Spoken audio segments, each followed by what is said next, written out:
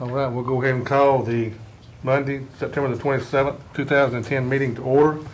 The chair will entertain a motion to approve the minutes of last month. Motion to approve. Motion to have a second. Second. And a second.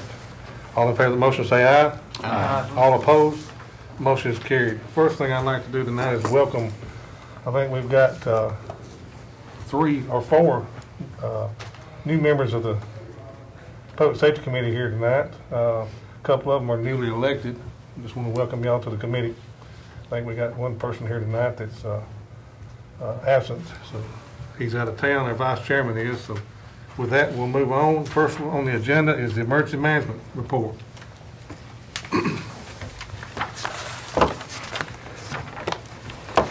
Good evening. I gave everyone one of my cards just so for the new members they'd have all the contact information to get in touch with us in case you didn't have it already. And one of the things I want to do tonight is give you a brief overview on a few things that are working within emergency management. First off is our monthly report. There's nothing really outstanding in it other than we did have a burst pipe at MTSU. They didn't know if it was a hazmat leak or what. Come to find out it was, I think, their underground sprinkler system. So luckily it was nothing really bad. We had a bomb threat at the new MTMC on the 17th. Nothing was found. My assistant director worked that. And we've had an illegal burn on Burnt Knob Road, and some tires being burnt. But other than that, nothing really major in their activities. Any questions for Roger on his report here?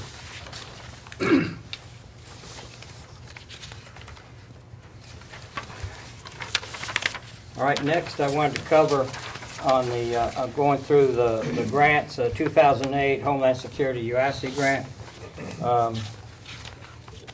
Give you an idea of the things that Rutherford County was approved for.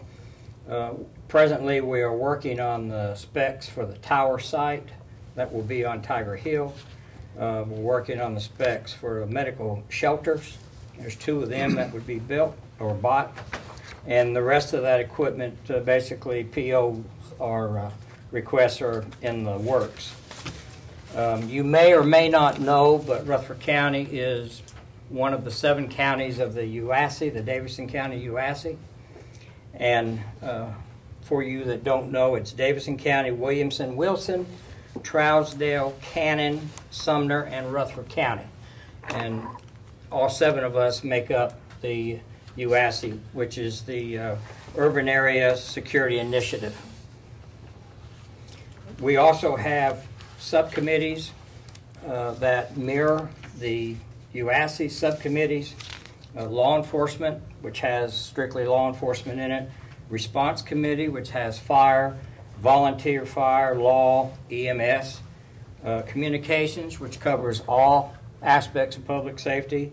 And EMS, medical, and disaster medical, these are committees that the UASC has, and we have members from this county that are on those committees, as well as we have committees that mirror that, and we're in the process of updating that. I didn't have that completed yet. Next month I'll give you a new copy of those subcommittees, and you'll see who all is on it, and these are the committees that make the recommendations and vote on and decide what we ask for out of the UASC as far as the grants. Who is on the UASC grant where the 7 counties meet, not the sub-county? But what members? You should know them now. The what? Who are the members that are on there for the 7 county from Rutherford? Just not the subcommittees, but the regular committee. Talking about the UASC Council? UASC Council. I'm on the task force. All the emergency managers of each one of the counties make up the task force. And name them. Well, that's that's Kevin Penny. That's Fay. What does he do? Kevin Penny is the Davidson County. Okay, I don't want to know anybody outside of Rutherford. Oh, we're just on that. There's just one. Okay, and you're the one for the I'm county. the one on the Okay, task that's- force. That's what I wanted to know. Okay, yes, sir. But then on these subcommittees that present and make the decisions on what they're going to ask for, we have representatives on each one of those committees from members of this county. We have people from town of Smyrna, Murfreesboro, Laverne, Sheriff's Office, EMS. Those people are on those committees. Any volunteer firefighters? Well, the volunteer firefighter had been Larry Farley as fire coordinator, because none of the volunteer firemen could make the meetings that they have in Nashville. And that is just how it has been. But they are, we look at, and through Larry looks at, you can ask him on what the people are wanting and Okay. what their needs are, et cetera. Is this, Excuse me, go ahead. is this the first year of the UASI before we switched from, 2008. okay. That's, Yes, sir. Yes, sir. When does it come around again, Roger, for, where you have to start compiling what each municipality or department wants to submit? They're doing it now. We don't have a 2010 contract back yet, but as soon as that year is over with, they start the planning stage for the next one. So those committees are meeting. I have no idea at this time what they're asking for or what they're going to want. And some of that is the federal government sends down guidelines and says, this is the type of equipment that we approve for this year's grant. And so it's not necessarily they can get anything they want. It has to fall within those parameters. 2009, One more question Yes, sir. before we move on. Medical shelters, what are we talking about exactly? as for mass sheltering on a catastrophic event So and to we're, work for patient care and all. so we're going to spend $36,000 on, you said 2? Are we talking a 10 or what are we talking? It's some kind of a tonnage type system. Yes, sir. Okay. And that's what the UASI wanted. And there's 3 different counties in the UASI buying some, and so they're being held at multiple locations. And I think those are, I'm on a response committee, and I think that's blow-up type. For chemical problems? Right. Yeah, all right. They can be used for sheltering. They can be used for a lot of different things. For 2009 grant, kind of gives you an idea, and the 2009 is when we really had big support from our municipalities and the county going to these meetings. And if you look down there, you'll notice that all the law enforcement entities, to include Murfreesboro, was getting standard tactical equipment to meet the protocol of the Davidson County and in their system, so that they are all interchangeable. We're mobile data bases or units, computers basically, for the volunteer fire. We had asked for a lot more money than that, but they cut our portion down drastically. But we have been working on just what it's going to take as far as RAM and memory to operate the different GIS layers, mapping, and overlays that we'll need. And we pretty well come up with that working with OIT, and we're ready to lay the specs out for that now too. We have the support trailer, the strike team. If you remember the Kentucky freeze, Rutherford County sent some people up there, and UASI sent teams there. And after that, they came up with a need to make some standard equipment trailers that are equipped to house and equipment when medical teams from EMS need to respond somewhere as a UASI group, that they will have these multiple trailers. And I think there's 2 of them. One Rutherford County is doing, and the other one Davidson County is doing.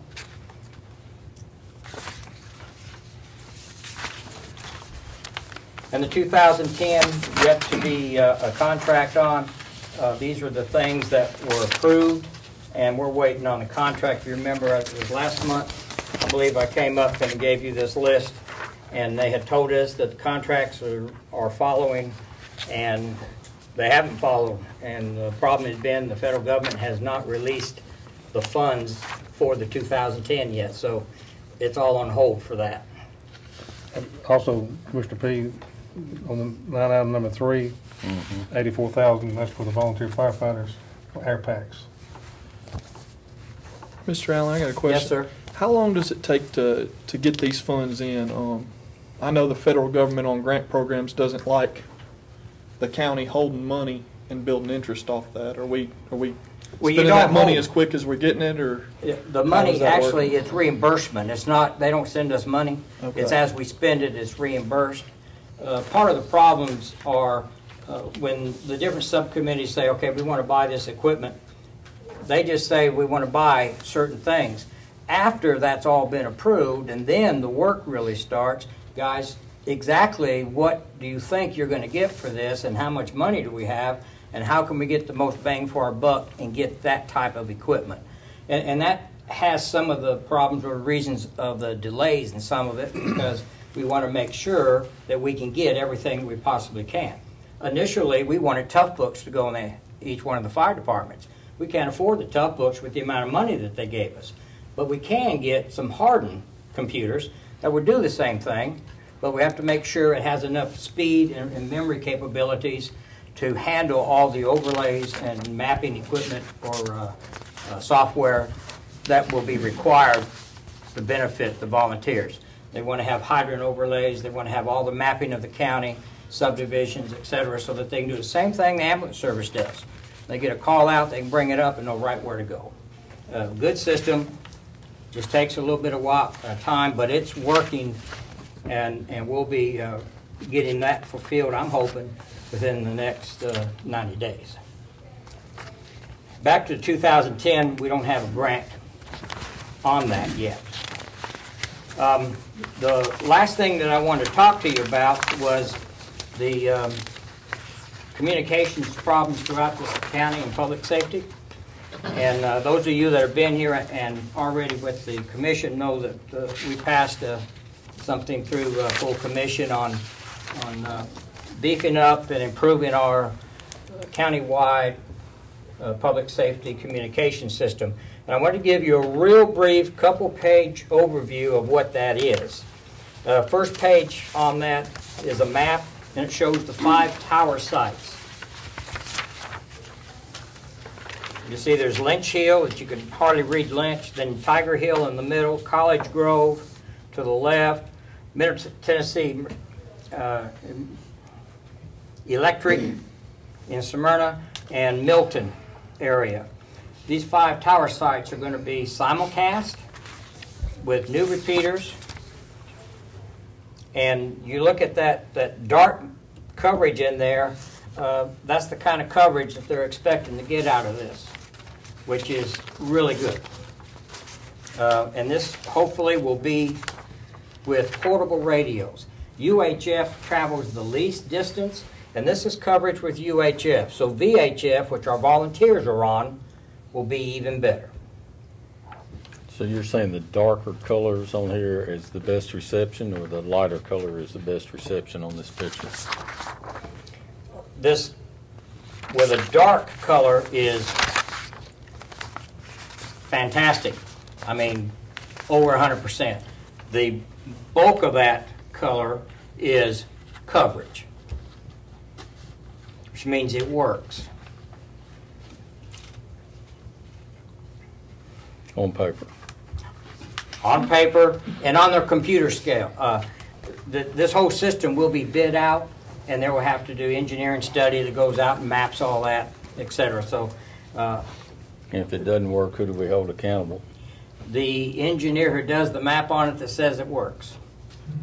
We have had a preliminary engineer study on the plan that the committee came up with, and that plan, it's a preliminary plan, but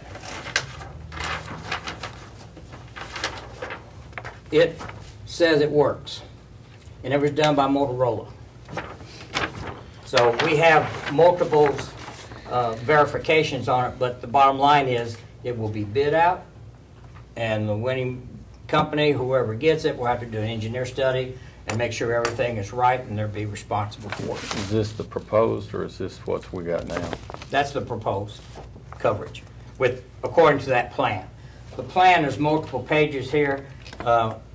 Any of you, the new commissioners that did not have a copy of this, you can come by my office and I'll get you a copy of this plan so you'll have the whole What thing. we'll do is, if you'll just put it in our boxes, Okay. that way it'll keep them from having. Do I need to make one for everyone Go ahead. again? Yeah, do that.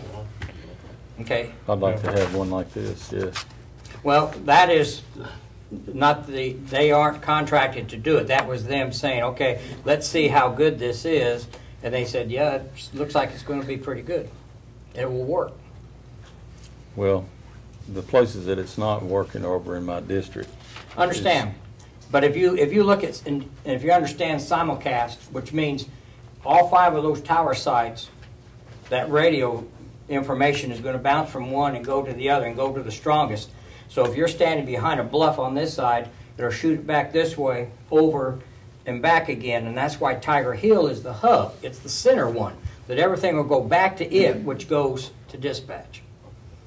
And so it's supposed to work. I think it will. Mathematically it works, and through the programming modeling systems that they have, it says it'll work. Well, I mean, you've got less coverage in the 17th Fire District than you do anywhere else in the county. Well, you got a couple of bluffs there. You're exactly right. But the big thing that's going to save or help 17 is this Milton one, which is going to shoot it back this way. So if you're shooting across that big bluff that you have in the Las Casas area there, and then there's, Rutherford County's a bowl. And so if we can get these signals over that and shooting them back down to Tiger Hill, our coverage should improve. And we're betting that it will, but it will be confirmed before it's done. And the last page of that gives you kind of a breakdown on the priorities or the sequence of events and an estimate. We're estimating it's going to cost about $2 million to fully implement.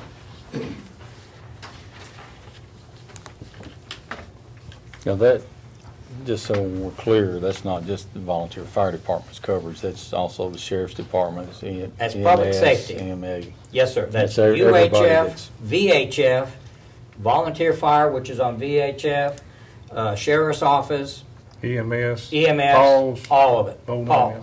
All public safety. That's U and V. Where is the money coming from for a lot of these? Are we applying for different grants for some of Multiple methods of getting money.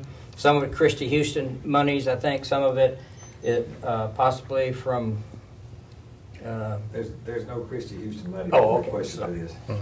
911 Communications Department, we've asked them for money.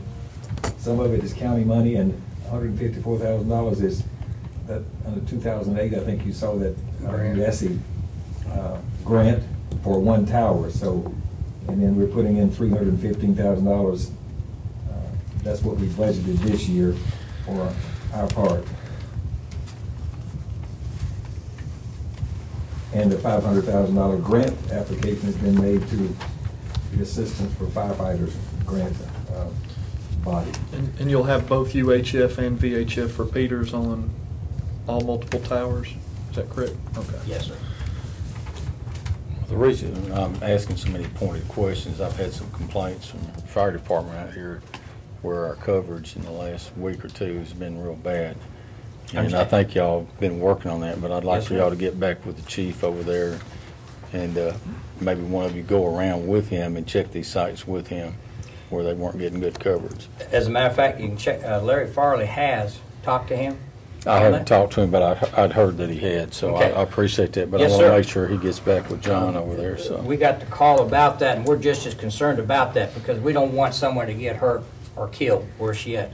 And we all know that public safety communications has been a problem. The system was built for mobile radio, not handheld. And nowadays, handheld radio is what's used so much.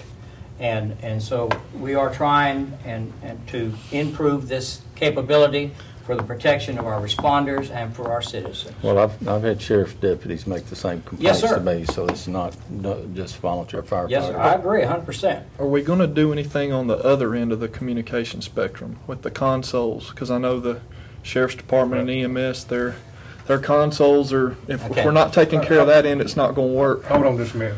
Okay. I have spoken to some at the sheriff's department. I've spoken to the sheriff. I've spoken to the chief deputy. That is some avenues I think the mayor has as well.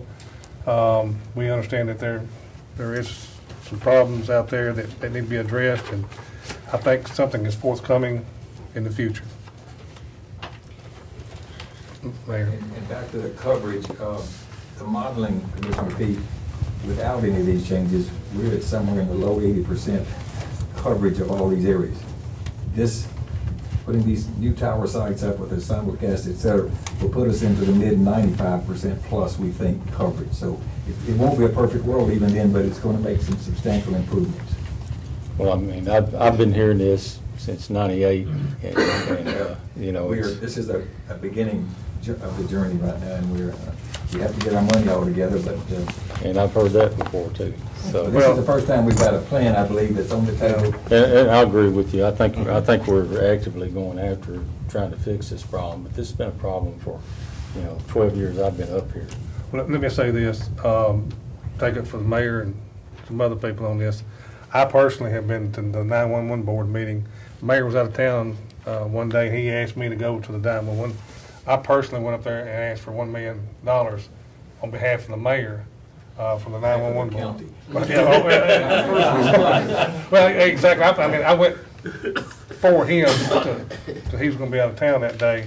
That's right, for the county and first responders. But they've got a plan together. They know that there's a problem. We know there's a problem, and it's called $1.9 million. And the grant, Miss Elam has applied for the grant, the firefighter grant to help on that. The county's putting money into it, and we have a plan, and it's better than what it was in the past. So just sort of reiterate that. We're moving in the right direction, and I wanted to make sure that our new commissioners knew things that are being worked on in order to make a difference in public safety. Last but not least, the commissioner been here a while know that we did the interoperability exercise for FEMA and the UASI on the Uncle Dave Macon days, and we got the draft back today that says basically we passed, we did a good job, we proved our capabilities, which is something that we couldn't have done a few years back. We are moving forward. And I also would like to say Tommy Brown from EMS was the point of contact and the COMEL officer for this event. Did a great job. I had Tim Herker, can't talk, my assistant, working on the planning part of it, and Murfreesboro Fire Department was the command structure, and all of it worked well, and we got a passing score on it. So I'm very pleased, very proud of the work that we were able to do, and we proved interoperability with the surrounding counties and our agencies. The next thing we have to do is education, training, and making sure that our public safety elements get these interop channels programmed in their radios and know how to use them and know what they're for. And that's a continuing process and job that we're going to have to keep working on. And I'm going to say this too, it was a joint venture between the city of Murfreesboro and Rutherford County, between Sheriff's Office, EMS, Murfreesboro Fire, Murfreesboro PD, the Uncle Dave Macon Day people. Yeah, we didn't miss a lick. EMA. Everyone. It was, I hope I didn't leave anybody out there, but it was a joint venture between all departments, and it, not only did they say we passed, what was the word that they, I mean, it was some high marks. So, it wasn't Advanced. advanced. Which is over 90%. Exactly, and also, there was was it San Diego that failed theirs? There's a couple of major. San Diego, areas. California failed theirs. And Rutherford County and Murfreesboro passed ours.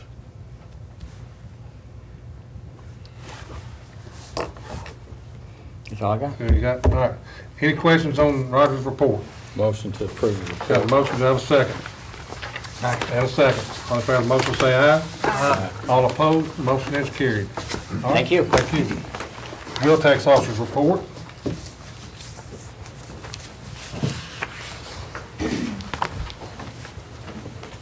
How's it going, Bart?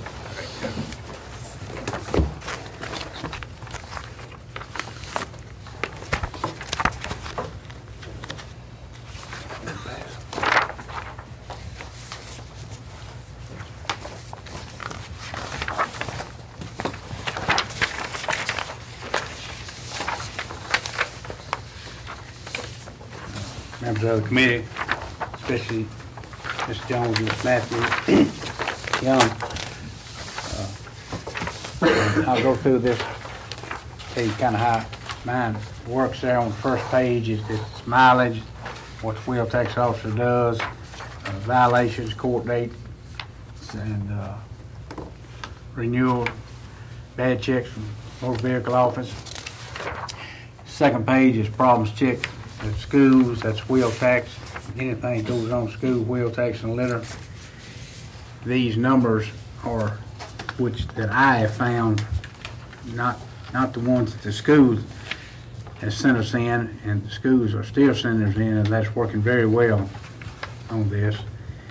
And the convenience centers is time and hours spent at convenience centers, and we're going to pick that up a little more, start doing a little more convenience centers, because we're seeing more violators at the convenience centers than we have in the past. Page 3 is the motor vehicle report. For August, we'll always stay a month behind on that wheel tax, titles, and registration, motor vehicle registrations. Have any questions, I'll try to answer for you. And that decrease is basically due to car sales and stuff like that, Yes. is that correct? Well, you know, I think we've had 3 increases this from January till now. But most of us, people are not buying cars. A lot of people are not they're renewing one car and using it, not two, you know. So, if you look at the office, it looks like, well, it ought to be way ahead of the way they're coming in there, but of course, these, on the wheel tax there, we did not have we didn't get Nissans this month. We didn't get the report. Now, it'll take some of these 33 off because we got more in. But Nissan does their own now. Right. They do their own wheel tax registration. We just didn't get the report from Nissan this month. So, Will we get 2 from next month, well, possibly? she said, they're telling us now we're getting it at the end of every month, so it'll probably be a month behind. I was trying to Okay. stay a month behind and bring you back up and see what it was, you know. Any questions, I'll try to answer them for you. Make any questions for Bart? To fill the new commissioners in, we lost Nissan's, when Volkswagen, the governor passed a bill that penalized Rutherford County and Hamilton County on the Nissan, and it was actually bringing in about $450,000, $500,000 a year. It's still bringing it in, but if you're an employee down there and you buy a Nissan car as an employee, if you live in Weaves County gets you. You live in Manchester gets Rutherford. We're just getting Rutherford County what Rutherford County people feel. The rest of it goes to Rutherford County. Now, we're still getting the fees. We don't get the title fees and stuff. They do all their work in-house, but we do get the $2 on hours, and it's added into our wheel tax. Anybody have any questions on Bart's report? If not, entertain a motion to approve. Make a motion to approve. Got a motion to have a second. Second. Have a second.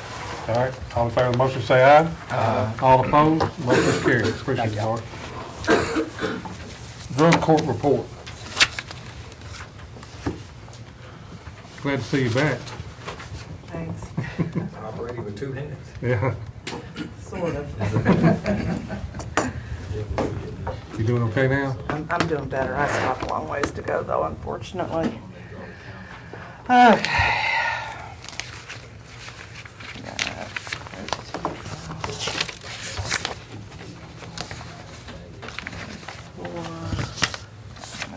We still need to. Does that look like enough? Did they got one? Okay. And I'm sorry I wasn't able to be with you the last couple of months because we have had tremendous growth since the end of June, and I wasn't able to document it because I don't. You had a very good reason not to be here, I'll tell you. And I'm glad you're doing well. Thank you. I really do appreciate that. It's been difficult Yeah. and strange. Well, you've been in my prayers, I know that. Well, thank you. I appreciate that. So they say everything looks good, that I'll have full use of my arm at some point, but it's definitely not there yet.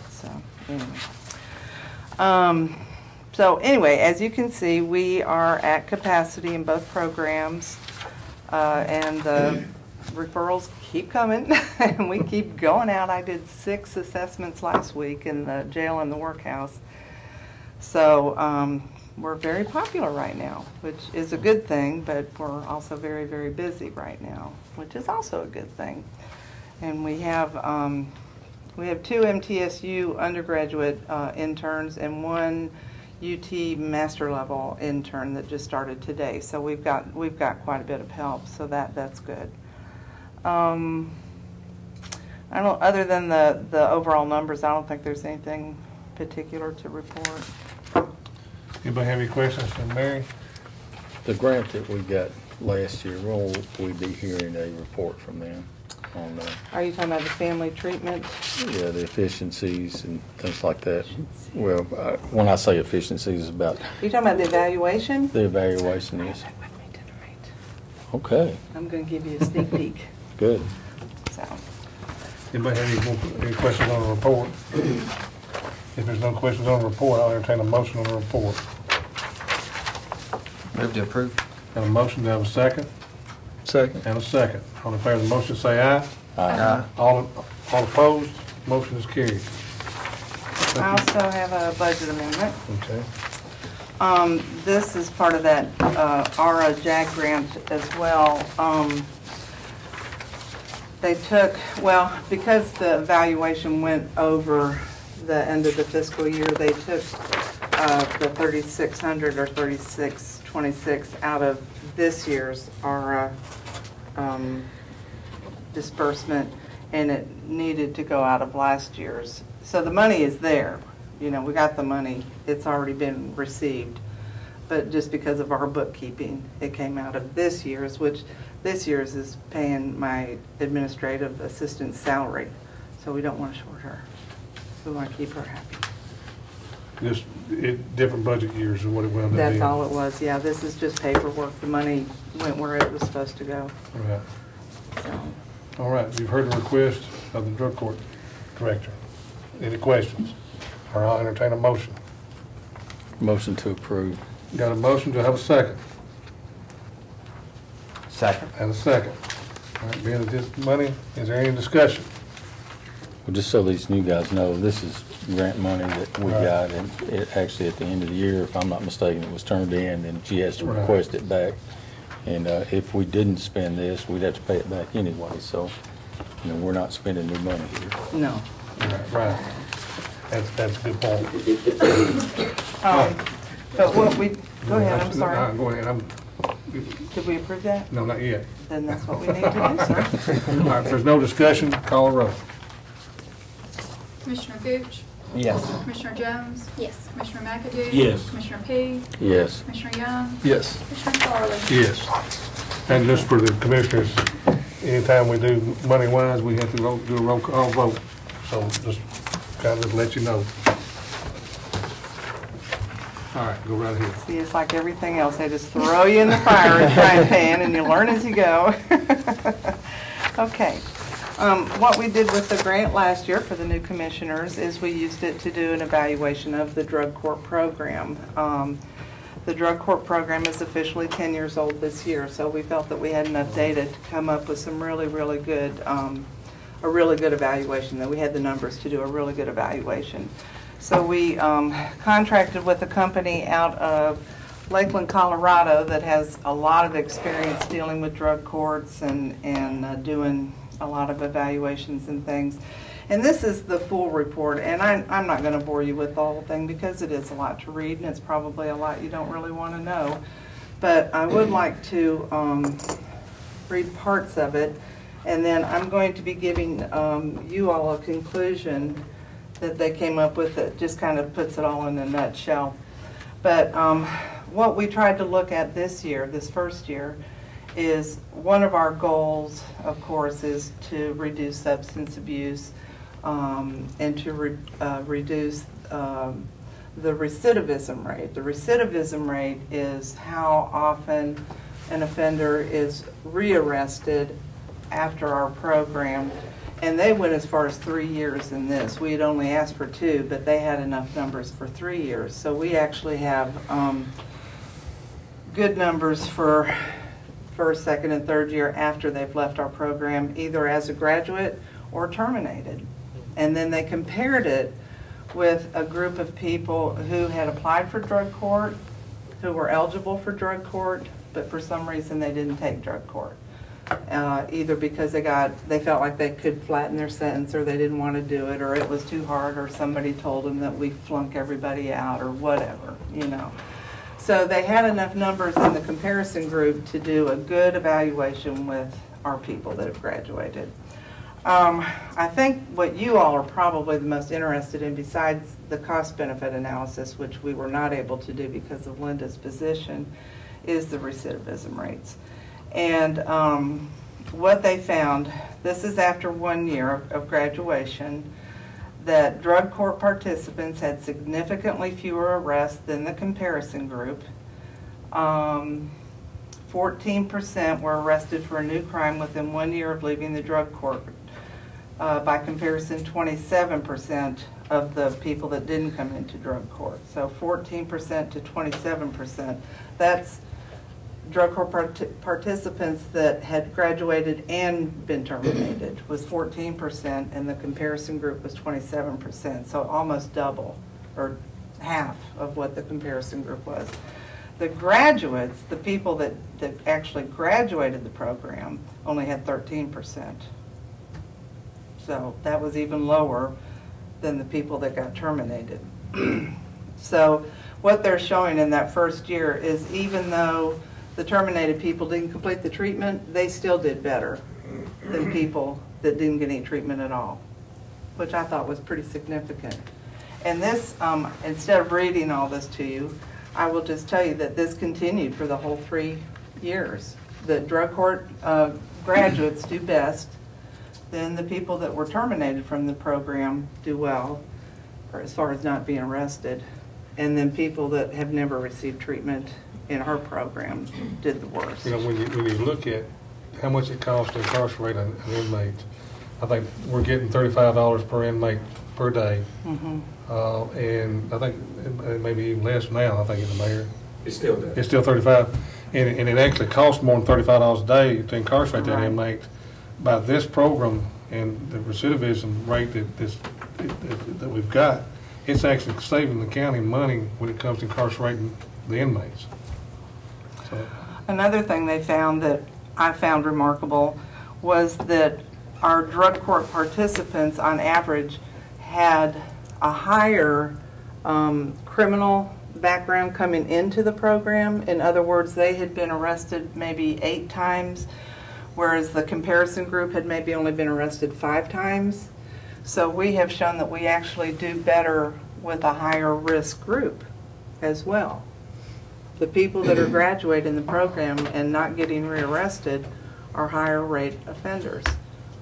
So that really surprised me, because sometimes people think you're cherry picking, which we're not.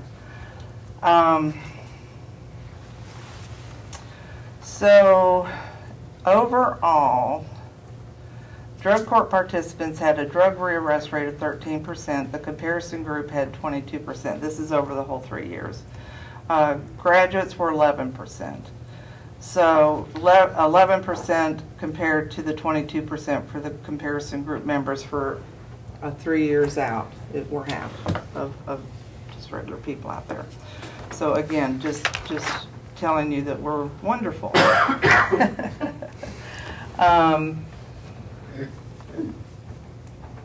Okay. It says these findings clearly demonstrate that participation in the drug court reduced rearrest rates in Tennessee's Rutherford and Cannon counties, and in doing so improved public safety. Da-da-da-da-da. A little drum roll, please. And then I think that was all I was going to read. But this is the conclusion that you can read. It talks about people that are better educated did well, the people that were employed did well, people that had families did better, you know, just all those things that you would expect anyway, so that by offering or even mandating that they get their GED, that they get a job, that we're increasing their ability to succeed. They also went on to what's the word I want to use? They confirmed that we are meeting the 10 key components that set out by the National Association of Drug Courts, which we already knew because that's how we got certified, because you can't get certified unless you meet those requirements. But they had some very nice things to say about me and my staff and about the way we're set up. They love that we're all in one building because so many drug courts have got, you know, they're sending people to a treatment center 20 miles away. They're going to the probation office over here, and then they're coming to drug court here. We've got everything in one building. And they feel that that makes for better coordination and communication, which of course it does. So they were very, very positive. So if anybody would like to read the entire study, I will be more than happy to get that to you and put it in your box. But please at least read the little conclusion part. So, and I'm also going to try and get a press release to the Daily News Journal too, because I think this is something the public needs to know, that we're doing well. So. Any questions? Well, the state had actually cut back on the amount of money that they were giving to drug courts, if I'm not mistaken. Do you think this might change some minds at the state level, or is that? Unfortunately, I don't, because the state has to appear unbiased and, you know, non-partial. Well, I was talking about statewide. I mean, there are drug programs all over the state, or people that wanted them. I mean, the funds weren't there to do it. Right. Oh, you're talking about getting money to build more. Well, that's the emphasis of the national thing.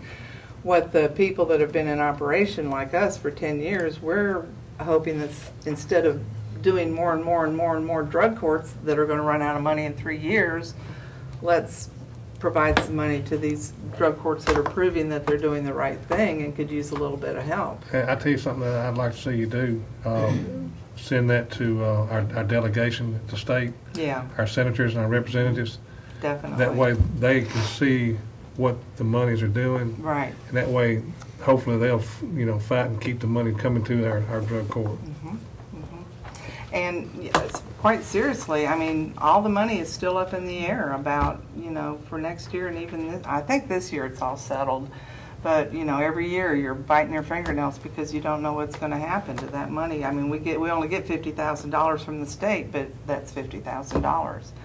You know, and our DUI program too gets money from the state. So we just, you know, even though we're doing wonderful things, and I'm sure lots of drug courts are doing wonderful things, they're closing right and left because there's no money, which is just really sad. So. Anybody else? Thank you very much. I appreciate it. Juvenile detention report. Good evening. I have passed out my monthly report earlier, so you should have it. For those of you who are new, my name's Lynn Duke. I'm the director of the Juvenile Detention Center. And what we usually do is on our reports, we report on the previous month because we have complete data from that month. There's not anything in particular that stands out this month, so I can just give you a very brief overview of our facility. We have 64 beds. 48 of those are individual cells, 16 of those are dorms. We do contract with other counties in Middle Tennessee, and the young people that are in those beds bring in $175 a day. And you can see down at the bottom what we have billed year to date and what we have received year to date. We have 3 counties that we are currently waiting to receive checks from, but they're not technically late until a month out, so they still have until October 3rd before we will worry about it. But these are counties that regularly pay, so we're not concerned. I'd be happy to answer any questions that you may have. You should have received an open house invitation for our new building.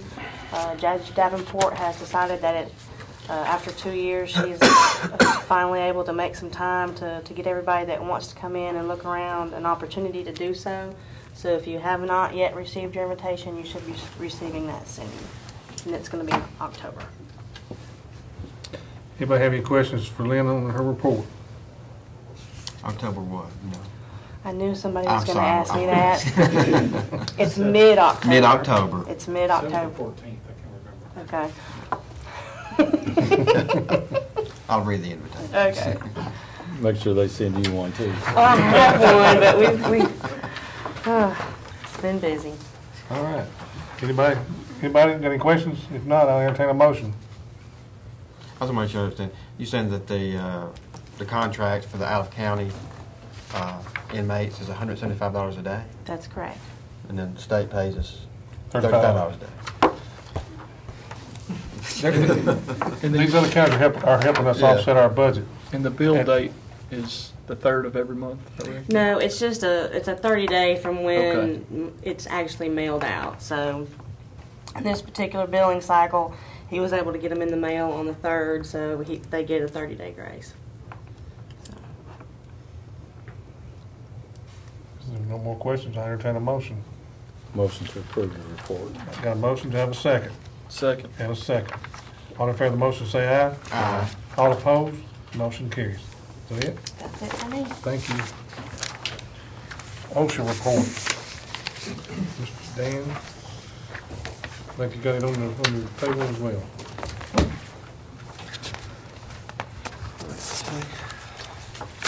What you have in front of you is for the month of August. You'll notice that in the first column, the frequency for the month of August, we had a total of 21 claims requiring medical attention. You can see the nature of those claims broken out there for you. For the year-to-date, we've had 133 claims total. OSHA reports from January the 1st through December 31st, so it's on the calendar year. The total of recordable injuries of that 133 is 89. They broke out as 30 of them having restricted days, lost days of 24, and 35 for other recordable injuries.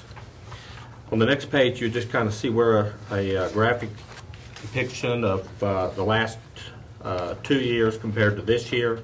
One quick question. How many total employees does this cover? Okay. Total number? Right now, for this year, we've got 5574.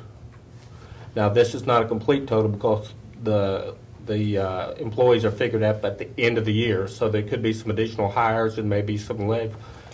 But right now, that's what we're figuring it on. When you're saying end of the year, you're talking about our budget year, or are you talking about the fiscal year? Well, I'm talking about the calendar year. Okay. For this report.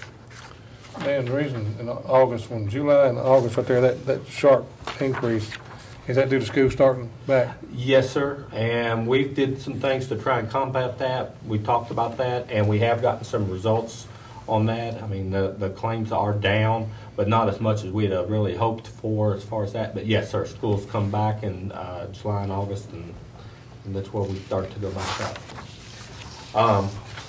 In fact, if you'll go ahead and turn on over, you can see that on the county summary there, the total incurred for those 21 claims is $20,950. The breakout for the county general, we had 12 claims. The total incurred for the county general of $11,400. I did put some numbers together for last year. During that same month of August, we had 18 claims. So when you look at the graph, you can see that. And that was $15,737 in 2009. So we're down from last year. Next page on the Board of Education, we had 9. And while that is, it's up, and when you look at the graph, last year in the month of August, we had 16 claims. And they totaled 31,274 claims in 2009. Last month, Commissioner Schaefer asked me to bring to the table here tonight some dollar figures on that and where we stand. In the next page, I've presented you with that. In that first set of information you see there, that is January through August, or 8 months for the last 4 years. So you can look at those figures and you can see where the number of employees compared to the Board of Education, the County General, and the Highway Department as to dollars incurred in claim count in each of those years for the first 8 months. Also like to point out in 2007 and 2008, those are workers' comp injuries. In January 1st of 2009, the county went to the OJI, or on-the-job injury program, and so those figures are reflected down there in 2009 and 2010. The next graph down, what we did, or I did, is to reflect it for the entire year through December 31st. And of course, we haven't completed 2010, so there's no depiction there for 2010 for the year. But it kind of tells you where we're going to and what we're looking at. One additional thing to mention is that in the actuarial study that we had, it allowed us, the county in 2009, to reduce our reserves for the on-the-job injury program with coming in with the OJI program. The county reduced the reserves by $828,000. We did another study in 2010, which allowed us to reduce the reserves again by another $658,000. So over the 2 years with the OJI program, we've been able to reduce the reserves by $1,486,000.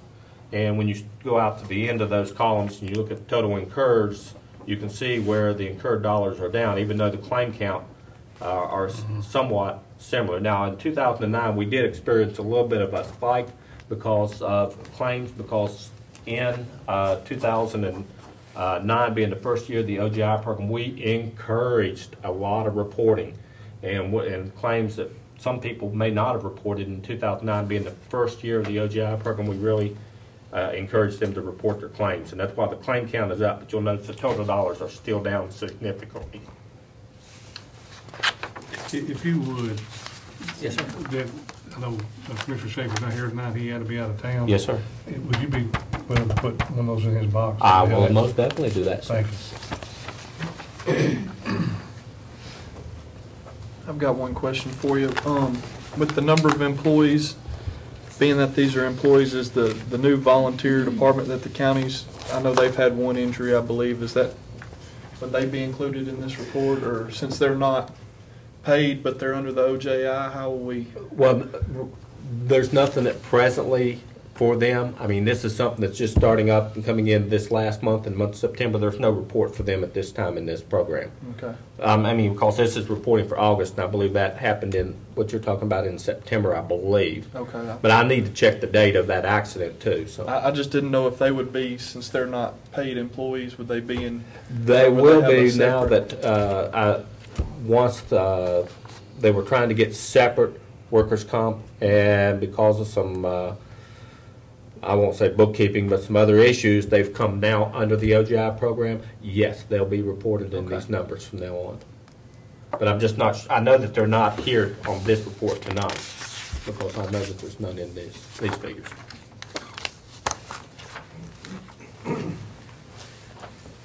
Any more questions for Dan on his report?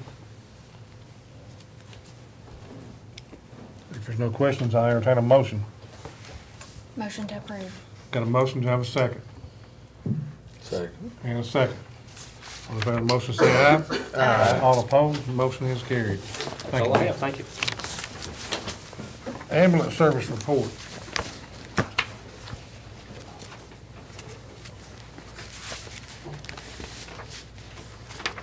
Hello. How y'all doing? Good. Mike out of town? Yeah. Yes, he had to be out of town. Let's pass those that way.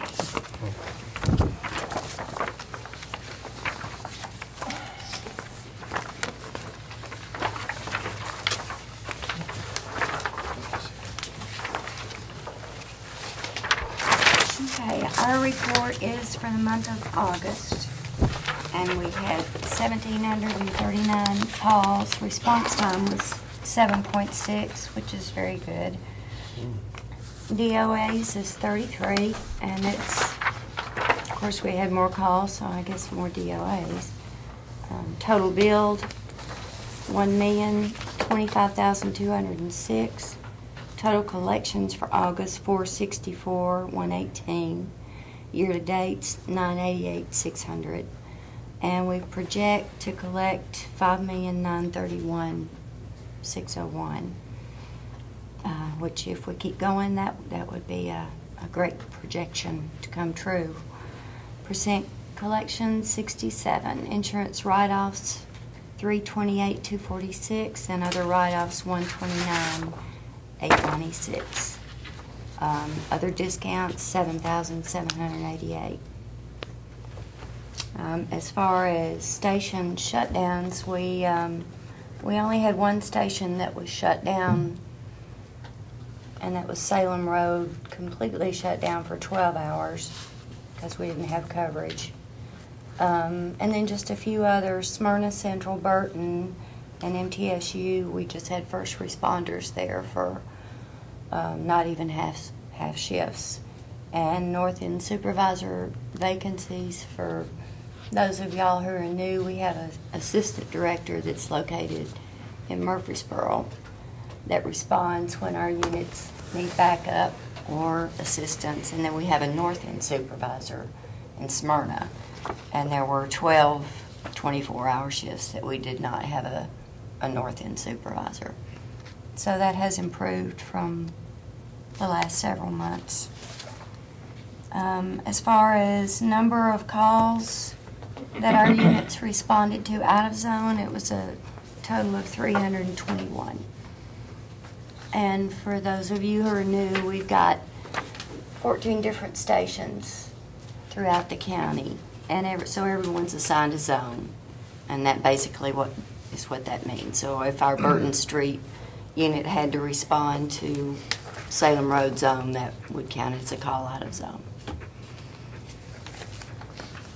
And the next page is... Can I ask a question before we go on? I noticed that you didn't have a number of autopsies that we had to perform that month. Are we still keeping up with those? We do have those, but I don't usually list them on the report. Okay. Is that something you need on the report, Commissioner? I'd like to see it. I mean, that's something that anytime an autopsy is required, we pay for it. Mm-hmm. You know, like there were, 33 DOAs. Just any idea how many we had to have autopsies on this month or during I'd that say period? nowhere near that, but I can add that to the... If it's an unintended death, is an autopsy required? If Am I wrong? It depends on the circumstances behind the unattended death. Obviously, gunshot wounds, young when in apparent health, that type of thing. It makes it a medical examiner's case, and then we'll normally request one. Anything questionable. Right. And what's the cost to us now on normal autopsies? I've forgotten. Was it 700? I believe so. I don't get those reports anymore, but... I want to say it was 700 or 750 last time I looked. Okay. But we'll find out that information for you, and we'll get it. On the next page is it's in-services trainings that we had. We had an ACLS renewal and a PADLS renewal course.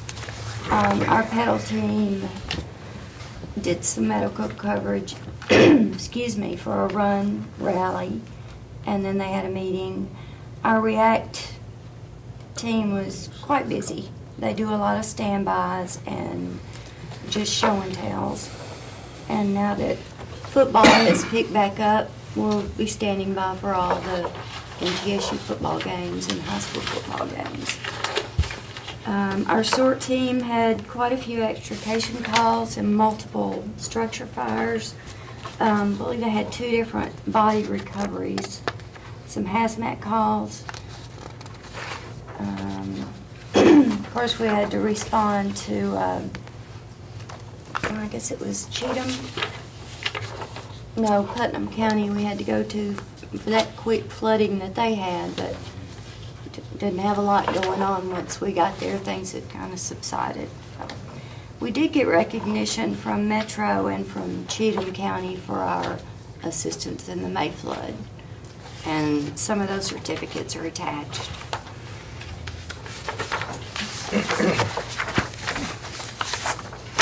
The next page it lists our total calls, which was 1,739, and breaks down, excuse me, Morse, the response time for each zone.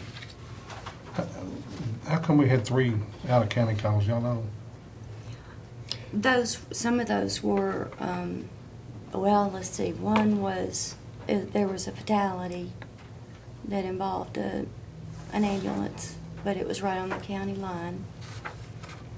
If we go outside of the county proper, for instance, someone just over the Bedford County line might call us. Not knowing where the and we'll, territory that's is. right, not knowing where the zone is, Okay. and we'll respond to that. Obviously, when we get in Bedford County, we advise them that we're Right. in your county and we're taking the call, and they'll always say, well, you're a lot closer than we are, so go ahead and take that call for us. So that's usually what those out-of-county zones are, is we've just went over to Williamson County or, Bedford County or Wilson County. Do we have the same thing happen? They pick up some of our calls occasionally. Occasionally that happens too, and they'll notify us and let us know that, that they're in our county too. At that point, do they, like, what hospital would you take them to? It's wherever the patient wants to go. A lot of times, if they live in Wilson County, they still want to go to Tennessee Medical Center or to Stonecrest. Davidson County is the same way. They'll want to go to Stonecrest rather than going to one of the Nashville hospitals. So 99% of the time, it's where the patient wants to go rather than, where our protocol is. Of course, if they don't have a choice, if we have to get them to the quickest one. So we have to go the shortest distance. The next page just breaks down the number of calls per district.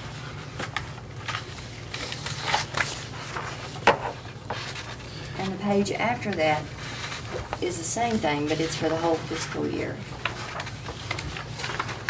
Is the reason why my district's so many calls because the hospital's there? Is that? Just want to clarify that that's why. Does those transfer calls get counted into? All the old people in the county. And that may change. That may change come October the 2nd. It might very well be. That's a pretty busy section of town, too. The rest of it are thank you notes and certificates. As I said, one's from Cheatham County and one's from Metro Nashville, just showing their appreciation for our assistance with the flood. On the very last page, this just shows the estimated cost that we paid for the month of August for people that took vacations or that were out on FMLA or sick leave. This kind of gives a breakdown of what it costs to let people have off. And that's about it for the report. If anyone has any questions. Anybody have any questions for them? If not, I'll entertain a motion to approve. Motion approved. Got a motion, do I have a second? Second. We have a second. All in favor of the motion, say aye. Aye. All opposed? Motion carries. Thank y'all. Thank you. Pause.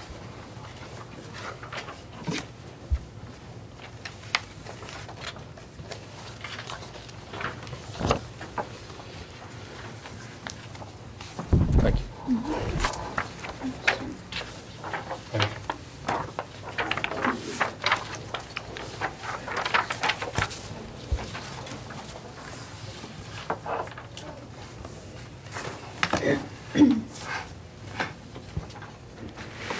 Okay, this is our monthly report for August. We report on the previous month's numbers. The first section there is the kennel statistics. Our total intake for the month of August was 1,000 animals, 412 dogs, 478 cats, 110 others. Beneath there is the breakdown of where those animals are coming in from, percentage-wise. The next section, the outcomes, we had 143 adoptions, 737 animals euthanized, 41 reclaimed by owners, for a total of 993 out, with the 12 died and 60 other outcomes. Adoption reclaim rate for August was 19%, with a euthanasia rate of 74%. We had 233 animals left in the shelter on the 31st. We had 2,322 people visit the shelter looking for a lost or new pet. On the next page is the request for service. We received 1,427 requests for service. We were able to complete 1,400 of the calls. And then a breakdown of where those calls are coming from. And then we have our officer mileage. The next two pages is the fiscal to date. Since July 1st, our total intake has been 1,803 animals booked into the shelter, 318 adoptions, 1,247 animals euthanized, 69 animals reclaimed by owner, adoption reclaim rate of 22%, euthanasia rate of 69%. Since July 1st, 4,914 people have visited the shelter looking for a lost or new pet. In requests for service since July 1st, we've had 2,789 calls received and 2,841 completed. That's with carryover from June and the end of the previous fiscal year. The last page, the bite, rabies exposure and bite report. Bites are calculated on the calendar year. For the month of August, we had 28 bites reported, 8 of those animals tested, with none of them being positive for rabies.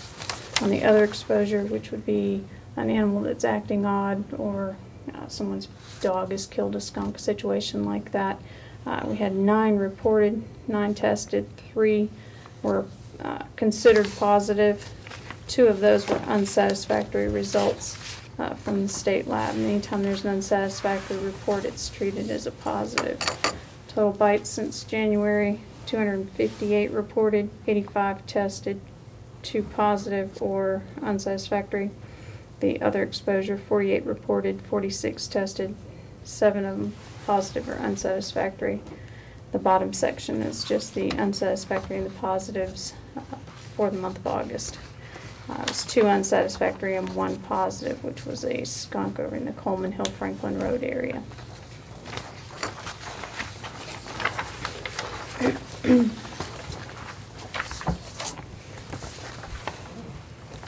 Any questions? Motion to approve the report. Got a motion, do I have a second? Second. Have a second. All in favor of the motion, say aye. Aye. All opposed, motion is carried. Thank you. Correctional Work Center report. How you doing? Everyone should have a copy. Thank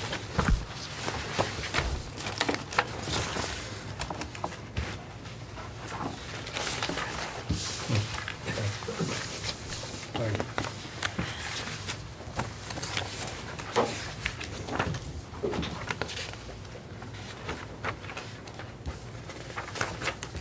Now, the first couple of pages address the last board meeting we had. Discussed expenditures, everything's going in line with that. One of the biggest things we talked about, the ACA accreditation. That's the ACA stands for American Corrections Association, an agency that's pretty much held to the highest standard in the field of corrections, and they have this accreditation process that only 5% of all jails, and there are approximately over 6,000 jails in the United States. So if you belong to that accreditation process, you're kind of considered an elite correctional facility, and that's what we're striving to be. So we are in the process of planning to start that accreditation process probably in the next 6 months or so. Discussed the food menu with, we have a vendor that does our food service, and that's been going along pretty good.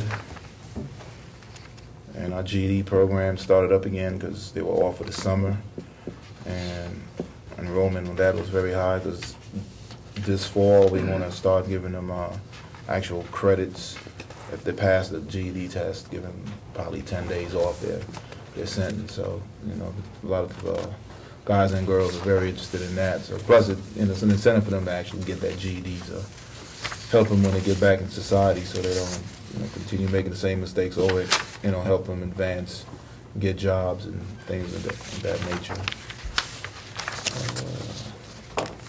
Other page, yearly activity report. Shows the average head count for July and August on this one. Our daily census is averaging right now about 182, right around where that July was. And it's increasing steadily. Once the Sheriff's Department, their numbers go up, our numbers go up also with the classification process, sending the misdemeanors to us that are qualified to come to the work center. Additional reports about balancing out. GED, like I said, they just got started up. That's why that shows a 0. Vehicles are running on a regular basis. Do you have any questions with that report? How's the DUI program going out there? I know people come in on the weekends and then they go out and... Right, we have Mr. Porterfield. He's a part-time employee. What we'll do is generate a list for him, and you try to get about 12, DUI offenders going on weekends, and then he will actually set up a route that he will pick, because they have to do state highways, county highways and state highways. So try to keep them in line with that, and that's been working out pretty good. We're trying to get our guys to do some too during the week, so we can kind of keep up with it and don't get too far behind. You got a pretty big spike in programs and religious. Is that more and more inmates signing up for stuff? Is that right? And we're introducing more programs. A lot of it is faith-based addiction programs, and that's why you see a lot of that, where it deals with their addictions also, or it doesn't have to be people's addiction. I think drugs could be anything, porn or whatever. But anyway, it's really catching. And they do a lot of stuff with the families also, and every now and then we might bring in the families and the kids to intermingle to see what that individual is doing, the guy or the girl. So it's been really catching on with the inmates. Is the DUI program, is it, as far as participants, is it behind or is it on target as far as, is there a backlog of it, or? We were falling behind it at one point, but then we started, realizing that don't put too much burden on the weekends with him if our guys can do it during the week. So that's made us catch up and is right back on track where it's supposed to be. Good. What is the DUI program? The state implemented where you had to have if someone is arrested for DUI, they got to do trash pickup on the side of the road. They got a vest on there that basically calls them out, the DUI offender. It kind of, shame them into quit doing it, basically. And it's a good program, and I know when it first started, there was a backlog of people trying to get in there, and at that time we only had, they can only do it on weekends. I think now you're doing it Monday through Friday and on weekends too as well. And it's for first offenders? I'm not sure. Second offenders too. I think, yeah. But there's no incarceration, just coming. Right. In lieu of them being incarcerated, they give them this kind of sentence, and they got to do so many hours of community service. Right. So it's what is actually termed. On the next sheet, that just shows the man hours and crews that we send out on a daily basis, and that last figure is what pretty much based on minimum wage and those hours, what we're saving the county sending these crews out on a daily basis. Well, not only for the new members here on the committee, that $138,500 It's actually the city of Murfreesboro, town of Smyrna, city of Laverne, Eagleville, and Rutherford County. Right. Only the government entities can utilize this personnel, and that $139,000 is saving taxpayer dollars, and it's putting those people out there and giving back to society. So. And that last page is the state litter pickup for July.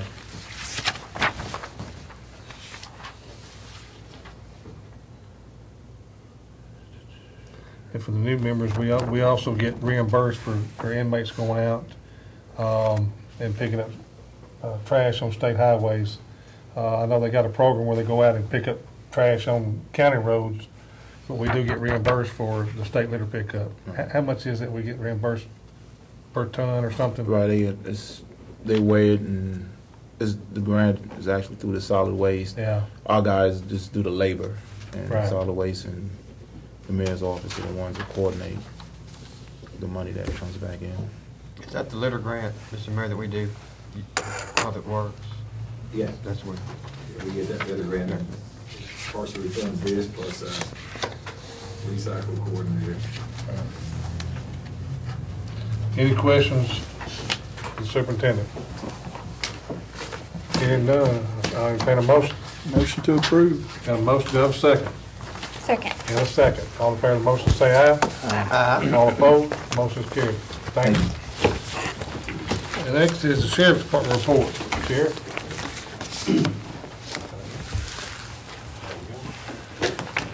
Welcome. Hello. Actually, I've got one quick thing before you hand that out. I just want to let y'all all know about, just give you a heads up when it comes to overtime, and just let you see with the last county commission meeting with the mosque, just will kind of let you know how many hours we spent. Kind of 114 hours with the county for the sheriff's department, but that's not, oh, I'm sorry, I apologize. But that's not also including, Murfreesboro City had their SWAT team on standby, and THP had their riot squad on standby. So if you take just the 114 hours, times 3, get up into about 342 hours. So, Sheriff, I'm glad you brought this up, because I actually had a note here that I wanted to talk to you, to bring up tonight on, with security in the courthouse whenever the county commission is having meetings. Hopefully, we won't get to the extent of this measure right here in the future, but if we do, we appreciate the job that MPD and the sheriff's department did that night to make it safe for everybody up here that night. Citizens, the commission, and the whole 9 yards. Somehow, if you could, some of your personnel could maybe get with the mayor as well, some way, as far as some kind of security program, because at some point, I guess someone, God forbid, it could be that someone could come up here and do harm. I know in the past we've not checked backpacks. I know that night your personnel were checking backpacks and things like that. well, that's something I mentioned to the mayor right after we talked about this, was maybe something in the future where we can do something with a mobile metal detector or something. So we'll have to figure out something, but getting with him, we may have to come up with something. So basically, we're on the same wavelength. The seed has been planted. Okay, all right, good. Well, I'd like to go a little further than that. I'd like to go ahead and let us bid and find out what a metal detector for this facility would cost us. I think we had bids on the last one that we've got over at the judicial building. I don't mind, we can find something, and of course. We have extra. We do have one that we have available that we use from time to time at the work center, and we could it's mobile. So either that, or we can get a couple of deputies to help the one from over there across the street whenever we need it. But if his is, we can do what we gotta do. But, yeah, we will. Yeah. I mean, it's just, getting with the mayor and kind of coordinating to where we have one way in, one way out. Everyone kind of go through the metal detector and stuff like that. No problem. We'll make it happen. That's what y'all want. Okay. Just y'all got to realize that we're going to have a little overtime. Right. So, yeah. And there's gonna be months that not gonna be a whole lot to it. And there's gonna be months when we have situations arise that it may be a little more to it. I think it's a public safety issue for all. I agree. The citizens out there that we protect and serve, the employees, the whole 9 yards. So I agree. Appreciate it. No problem. Y'all are the ones that sit with your backs to everybody. Yeah. So, got to be trusted. Yeah. All right. I've got one of these. Yeah, they got one, so you can send it down that way.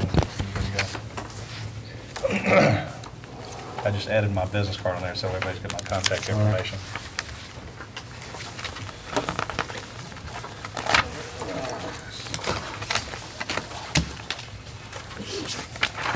First item on top of the list there is just a simple amendment request. We had a contribution that came in during our 9/11 event that was asked to be specifically instructed back towards the department, which was the Community Service Department. So that's listed there. That's kind of the general fund. We'd like to request that to go back to account number 429.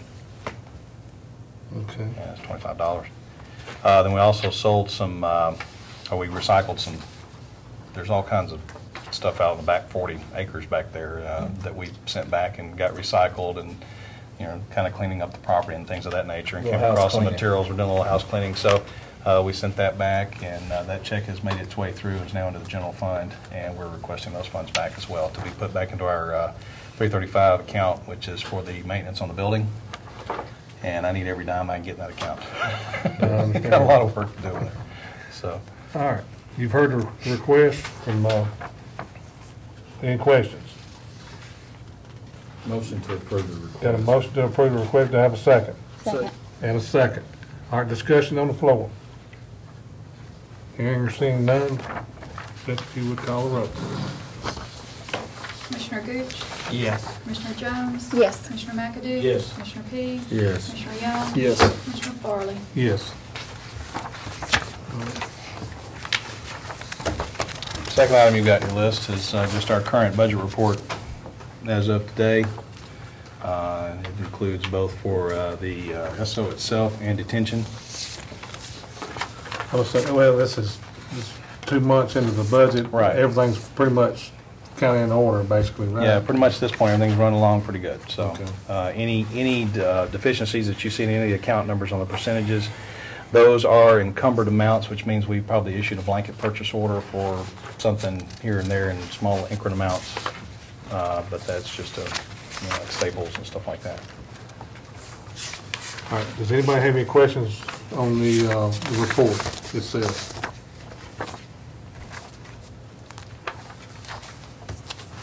Don't hear and see any. Entertain a motion. Motion to approve. Got a motion, do I have a second?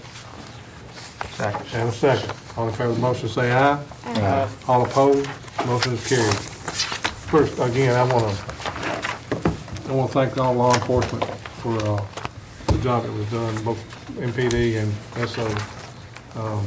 Heard a lot of good compliments.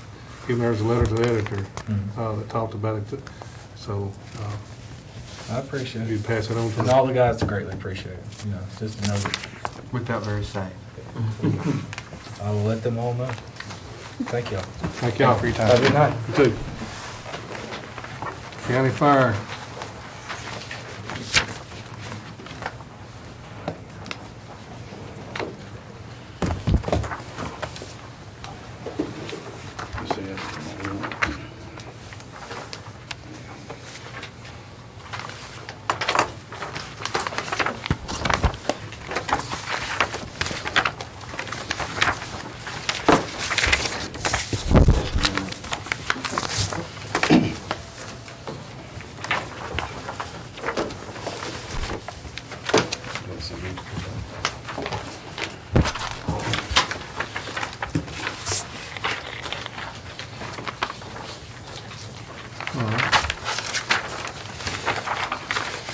The first sheet is just a description of all the things I've been working on the past month. One of the things I wanted to call your attention to was down at the bottom of the page, we're planning a new rookie firefighter school beginning October 19th. This will be on Tuesdays and Thursday nights from 6 p.m. to 10 p.m. And then there's some Saturdays thrown in there from 8 to 5.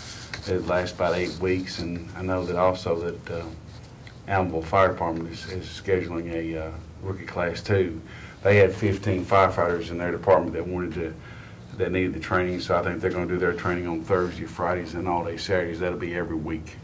But last time we did it 4 weeks solid every night, and it just pretty much wore me out and the instructors and a lot of the firefighters, and it makes it difficult. So we're going to split it up 2 times a week and then Saturday, and that'll go from October the 19th probably through, I think it was December the 12th.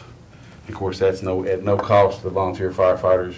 It gives them their basic 64-hour training, which we actually do 80 hours because we want to make sure that when they go to the live burn over at the TFAC, at Tennessee Fire Academy, that they are well trained and ready for that training. I heard a lot of good comments from the students we sent through there last time. Most of our guys were a lot more prepared for that evolution of live firefighting than some of the people from other counties. They knew what to do. They were well versed in their air packs, and they did very well. I was very proud of them. Where is the training going to be, Larry? It'll be at the Kittle. It's going to. We did it last time. Chief Engel of Kittle has requested to do it at their facility, so we'll be holding it. Every class will be at their facility or in their classroom.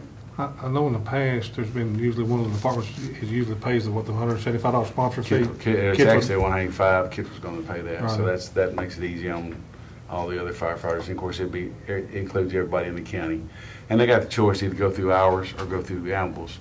But a lot of them, I think the reason that Allenville wanted to do that, they had 15 that wanted to do the class, and they also had some guys that were in the EMT class, and they were on Monday and Tuesday nights, so that was interference. They kind of set it up in a fashion that would benefit their people. Another question here. It says there here on, I guess you met with Mayor Burgess on the new fire station, the construction. What's the? Mayor Burgess hasn't moved very fast on that. The reason I asked that's out there in the middle of Barfield in my district. We have executed all the documents. We do have ownership of all the properties and taking responsibility for all those liabilities. So we've taken care of all the legal aspects. We just haven't got actually going on the building design and to move forward with that. Okay. It's been a lot of other things in the county that y'all been having to deal with. It's interfered with building the fire station. Also down at the bottom, I just continue to work. We've been working on vehicle maintenance issues. A lot of the rescue trucks that we have been trying to get up to par that for whatever reasons weren't in the shape they needed to be. Showed Mayor Burgess this afternoon there was actually one vehicle, this fairly new vehicle, had 20-something thousand miles on it. We've already spent close to $3,000 on it, trying to get it running in good shape. So that's one of our big expenses out there that we're having to deal with. Continue staffing, trying to keep the rescue trucks staffed. We have a document in place where we are recording time in, time out of whether rescue has 2 personnel on board or not, so we can keep up with what our manpower issues are. And there's sometimes when the trucks just go down because we don't have people to staff them. But for the most part, we've been doing a good job. Our response times are down, and I'll cover that in a minute. One issue I want to bring up is we have problems that continue to work day-to-day basis with dispatch and Lieutenant McCluskey. We have some problems with our consoles in dispatch. They were made in 1986. From what I understand, they can't buy replacement parts for them.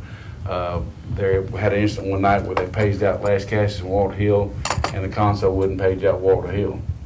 It wouldn't work. Matter of fact, the consoles they're not even able to page me out through the 2-tone paging system on the consoles. So So I just want to kind of put a bug in public safety's ear to let them know that that's something that we're going to have to. It's already been talked about up here tonight earlier, and I know myself and the sheriff and Chief Garrett, Chief Garrett brought it up to me at the 911 event at the sheriff's office that day, and that's something that we've got to address. Last time that they bought parts, the last parts that they could buy, they bought them off of eBay out of Saudi Arabia. Those are the last parts that they know that they can buy.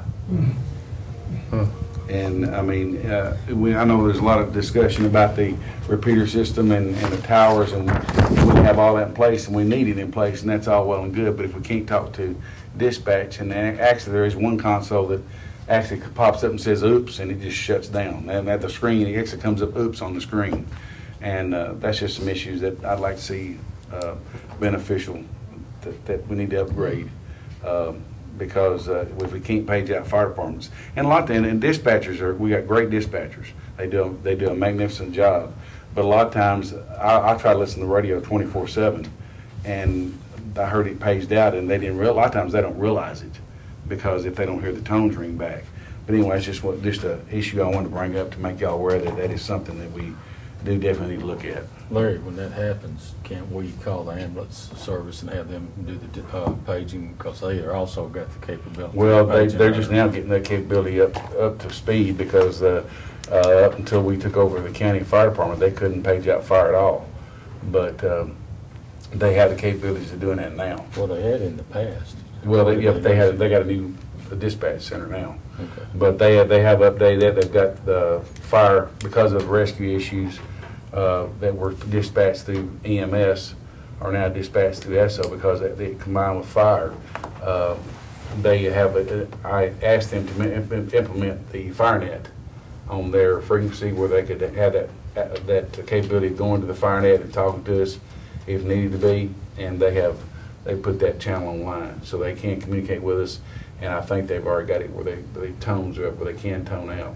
Sheriff, and I know this, are y'all having the same problem with this same concept on, Yeah. as far as law enforcement side as well? Yes, sir. Yes, sir. I mean, pardon me, Go ahead. the way that I understand dispatch, since I've taken it over, there's been a lots of Band-Aids that have been put on lots of things around this department, dispatch being one of them. You know, with what EMA was up here talking about doing and all that earlier, and they've got a great concept. But building towers and stuff throughout the county, it's, you know, putting a $100 saddle on a $50 horse. I mean, you can build all the great towers you want, but if you can't talk to dispatch, or if dispatch isn't there, then what are all these towers? That's why we need to do something together to get all this working together. How close are we to catastrophic failure? I mean, One part. One part. There's no more parts from what OIT has told me. I mean, the last parts that they bought out of Saudi Arabia and found it on eBay. They don't make parts for any of our dispatch anymore, And from what I've been told. EMS isn't here, but from what I understand, you might know more, Mr. Mayor, their system's pretty antiquated too, isn't it? It's about the same age. Remember now, we've got multiple consoles in both of these centers. Now, if we It's go not down, just we one can run console. over. Yeah, if we go down, we can run over to the EMA building. And we've got complete backup at the 911 building. Oh, that's what it is, the 911 building. We've got to, you know, So we we've can got- do something over there. They've got a We few have consoles. backup, and we have multiple consoles within each structure. We also have an emergency mobile unit that should have the Yes. same capability, so we're not hanging completely. Yeah, we're down not to hanging it. completely out there. This is a journey that we must start. It's even bigger than just these individuals. I think we need to talk about some consideration if we really want to have a centralized, quote, dispatch. Yeah. And I think that discussion needs to start, and we're sort of starting that discussion. We've had some preliminary thoughts about that. But I just wanted to make you aware that there are some issues that he's having to deal with, and that it affects us too. And I mean, you know, Jim and I does a good job of keeping everything up and running, but I mean, you can only do what you can do. And I just want to make you aware there are issues where there is a delay in dispatch because of the equipment. And I mean, the mayor set up, and we talked about, there are some discussions about some centralized dispatch and different things. So I guess there'll be something coming to us at some point in time. I've got Captain Fitzhugh on it. He's working on it. We've been talking about it in our little roundtable sessions and stuff. So we're looking at doing something. And then once we kind of figure out a direction, then we'll kind of go and get all the other county agencies involved. But right now, I'm trying to do my homework. You know, I'm trying to learn about this whole system first. Well, the county grant coordinator, can we also ask her to see if there's any money available out there for, something we might use on this dispatch? There is some federal grant money out there. It's limited in the amount that's available, but we have that information, just got it. Well, the answer is always no if we don't ask, so just Don't ask. hurt to ask. Thank you. The next sheet is just a rundown of the motor vehicle accidents we ran this past month since August the 20th to date. As you see, there's quite a few of them. And out there, response times, our response time is still running about, average response time is still averaging about 7.6 minutes per call. There are some times where they are a little bit longer, but if it is, it's mostly out toward the county line, out toward Eagleville, or some situation like that. Is there any problems, interagencies, or everybody getting along? Matter of fact, this has accomplished one of the things I was hoping to accomplish. We've had problems in the past with the other fire departments playing well with each other, and actually what it's done is the departments who don't have rescue vehicles are actually having the training, are actually working in manning the truck at different stations. Like Las Casas, several guys are covering Kittrell's truck for them, and Walker Hill, and same thing that's going on with Allenville and Rescue 7 and Rescue 41. So actually it's kind of bringing the county firefighters together. It makes it a more cohesive unit because they want to be a part of what's going on. So if they've got the training and the capabilities, then they're allowed to run the rescue. So they're pulling in one direction instead of pulling in. Yeah, it's helped a lot because they want to work with the call volumes high, and also it gives them an opportunity to run rescue if their department don't have rescue capabilities. Well, that's comparable to, I was just checking back with the ambulance service, their response time for the month was 7.6 also, so that's excellent. Yeah, as long as we can, of course, we got remember we're still dealing with volunteers, and these guys have jobs, but they've really been working hard to keep these trucks manned, and a lot of times it's maybe the same guys, and I just hope they don't get burned out because they really do a fantastic job to be a volunteer system. Well, there's 7 minutes and 7.5 minutes. 7.6 on the volunteer side. That's excellent. Well, and like I say, I listen to the radio 24/7, and we get a page out, and automatically rescue trucks 10-8. They're en route that quick, and that's something I'm not used to hearing on volunteer radio. You always hear them en route to the station, but I know they're manning the station because they go en route just like that, and of course that cuts down their response time. So they're usually on the scene very quickly. Next sheet is the water report usage and also training hours. And keep in mind too that District 11 and District 41 is also the county fire department. So you can combine those hours. It just separates the water usage so we can advise the CUD of that.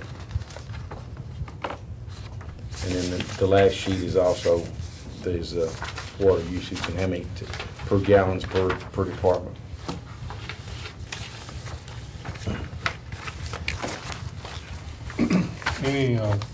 Any questions on the report? I noticed that you also met with Gemini on the radio problem and also Pike. Every time I get a complaint, of course, there's only so much they can do with the equipment. But I didn't talk to Gemini and ask him to go out at the Lynch Hill Tower and check it just to make sure that there was any problems, if everything was adjusted right or whatever they could do.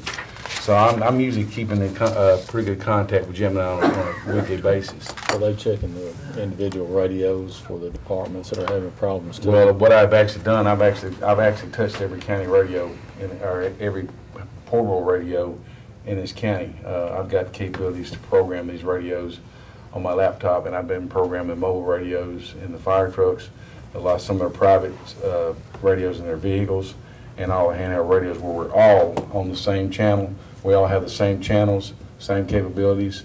They're all lined up where if I'm in one end of the county and I was to go to the opposite end and pick up a radio, it operates the same way. The buttons are the same. And of course, that's a lot of this interoperability thing that we've been working on. So, you know, everybody's got the same communications capabilities now. But you check these out. Did you actually go out to the locations? That I've gone to every fire station, and some of them. Well, I'm talking about the locations where they were having problems. Yes, sir. I've gone out on several occasions and worked with SO on mobile units, and realizing when Halls Hill Pike, really, as you get out toward Gucci Ford Road, is just a dead zone. I mean, you've seen those Verizon commercials where it's a dead zone. That's pretty much what that is. And there was actually about a 2-mile stretch in there where even mobile radios wouldn't get out. Well, I'm pretty well aware of that since I live in that area. So. And so I mean, that is a consideration that we have to keep in mind. But I've been all over the county, and I call in SO and say I'm fixing to check out here on a certain road, and in that way, if they heard me, they would respond. If they didn't, then I'd talk to them on the telephone. Okay, one thing I want to bring up while we're on this particular subject. The ambulance service has gotten around that by putting a mobile repeater in their units. If we don't get the coverage that we need in this area, and if you look at, Roger showed us earlier the plan that's through here, and where the holes are over in District 17, which is my commission district, also District 6, District 2, parts of Lascassas, Kittrell, Buchanan area, in the rules, is the worst coverage that I saw just looking at the map. But what I want to do is consider putting mobile repeaters in those units so we can still have contact. Well, like say, if they do get the tower on Milton, that'll help a lot. But that is one way that EMS has overcome that problem. They do have repeaters. That's what and I'm saying. I remember years ago when I was chief of Lascassas and the Chief Association, that Roger had mentioned at one time the thought of putting repeaters on the fire trucks. So that is something that we can do. Well, if these towers don't take care of it, I want us to look at doing that, because, I mean, it's not just the fire department, it's SO. I mean, I've been standing side by side with a sheriff's deputy, and if he's got somebody pointing a gun at him and he needs somebody for backup, you don't need to not be able to talk. I agree. And, you know, we've had the same thing happen, so. It'd be interesting to see the price comparison on that too, how much a mobile repeater would cost, and the cost benefit of that for how many units we actually have to put them on versus, you know, a tower. Well, you know, the one thing, if you want to look at that, if you was to take that avenue, would be, I would say, advise put them on the O2 trucks, because that's, and you know what I'm talking about, the O2, that's the one that's got the 5-man cab, and that's usually the one they roll the first because they can get the most manpower on it. We could look at that. Of course, now, Tommy Brown EMS also has capabilities of coming out and setting up portable towers if we are on a jurisdiction with Rutherford County or Bedford County, and like Bedford County has UHF radios. We do have the capabilities of coming out and setting up towers and being able to cross-patch to be able to talk to different agencies. But if everybody takes the same avenue that we have as far as putting the tactical channels on their radios, then it doesn't matter where you're from. These tactical channels are all the same. You can go to those tactical channels and communicate. The next thing, is there more questions? If there's no more questions, I need a motion on this report. Motion to approve the Got a report. motion? Do I have a second? Second. And a second. All in favor of the motion, say aye. Aye. All opposed, motion carries. The document you have in front of you, when Rutherford County Commission voted for, and I hope everybody's got a copy, when the County Commission voted to create a county fire department, what this did is actually it created the whole county, became the district of Rutherford County Fire Department. When this happens, what we have to do is, this is a contract that we will sign with Kittrell, Lascassas, Rockville, Eagleville, all those who are not part of the county fire department, where we had an agreement in the past. This is a contract that we will issue each department, that will be signed by their chief and the mayor. And it's basically the same verbiage. The only difference is it brings all the county fire departments under the heading or under the ruling of the county fire department. Instead of fire coordinator, it's fire chief. But it kind of brings them under the county fire department umbrella. As you well know, when this was all take place, the county donations that come out of the general fund now are funneled through the my budget. So that's at their what they receive, their $30,000. It comes through the county budget through the fire department. So this is just a contract that we will have to issue with them, and all it does is just state who they are and that they will provide the same service that they've been providing in the past for their fire district that they cover. And those departments that are not involved in the county fire department, like the Fostervilles and the Kittrells and the Rockvales and the Lascasas, they're still going to be the same department that they were? They'll be the same department, nothing changes. Fosterville will be Fosterville, Walt Hill will be Walt Hill, Kittrell and Lascasas will be the same. All this does is just sign a contract, because the county resolution states that all of Rutherford County became the fire district of Rutherford County Fire Department. Well, as the way we're set up now, we can't cover that. So all we're doing is going into a contract with these volunteer fire departments to continue to provide service for the area that they cover at this time. Right here on number 7, it says that they have to have a 9 or better on the ISO. How many departments do not have that right now? Do you know? They all have it. Basically, in order to get an ISO rating of 9, is you need a heated building and a fire truck. Okay. That's pretty much it. Okay. Is there a plan with the county to help those volunteer fire departments to increase that? Well, that's one thing about going to the county fire department. We can eventually work together to tie everything together where we can actually drop the ISO rating to at least a 5 countywide. It's very expensive to purchase all that equipment that they need. So I just was wondering if there's a plan to help some of these departments. The county fire department going that direction will help that dramatically. Okay. The dispatch system we just talked about is part of it, rating too, by the way. A big part of it. One of the things that we, by creating the county fire department, is we tie into contracts. You know, and if we ever do have, fortunate to have paid personnel, if we could have one truck automatically roll to every structure fire in this county that automatically rolls, that could dramatically affect our ISO rating. So yes, that is one of the major considerations we are considering with the county fire department, because when you look at EMS and law enforcement, you know, EMS brings in a little bit of revenue. They kind of pay for themselves. There's no way that you can justify the fire service paying for itself. So that's one way that the fire service helps the taxpayers, is by lowering their ISO ratings, which affects their homeowners insurance. And when you go from a class 9 to a class 5, you're looking at $400 or $500 a year on homeowners property insurance. Savings. Well, will we be tested as a county for ISO rating? You can't, because we contract out. Yeah, well, basically each department is kind of based on their own merits. But I think if we could get to the point where we automatically roll a county fire truck on a structure fire, it automatically rolls. I think that we can have a major impact on that. It will help, because we know we got a man station, and we know it's automatically rolling en route. I know Hardin County lowered their ISO rating just because the whole county went to county fire department, and they had one station that was centrally located in town.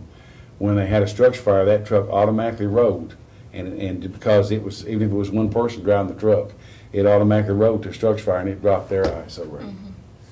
So yes, eventually, if we do go as the complete county, it will have a major impact. Some of the departments now are quite a bit lower than a class 9, which you may be aware of. But just curious, do you know who's the lowest? I think Rutherford County has a class rating of 5. Kittrell has a class rating of 5.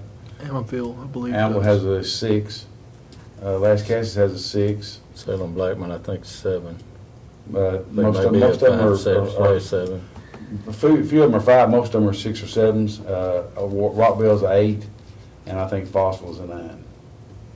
But since the reorganization, Fosterville is working to get their, there's a lot of it's documentation, you know, documenting that you tested your pumps, you tested your hose, that all your training documents, and that's what ISO comes in and looks at as part of the water usage, the water availability, and that's like 50% of it. If they have a large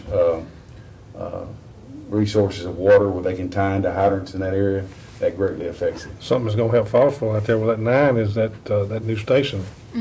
That's gonna help tremendously out there on theirs. And we're coming up on our records for 3 years. I think they're about ready to Yeah, test. I think since the organization, once they come in, they want to see at least 3 years of where you've done your pump test, 3 years of where you test your hose, your SCBA, your training, and all that. So they're getting to a point where they can have a rating change. But anyway, I need your permission to grant this, and then of course this we go through the full commission. But this has got everything that was in the agreements before it is all the same as it was. Yeah, pretty much. The only difference is some of the verbiage has changed as far as the county fire department comes under the leadership of the county fire department, and of course it just says they have to have the same amount of liability insurance. They have to have property insurance on their stations if they are county buildings, and most of them already have that in place anyway. Is there anything in here at all about, I know the new law for the Fire Department Recognition Act where the chief has to maintain his assistant to commissioner? I mean, I know he does that for the mayor to sign off on. The district, would that be in the contract at all, or does that matter? It could be if you want it to be, but basically the mayor has to sign off on that to let them have to be a fire chief. Okay. So that would be one thing he might want to require.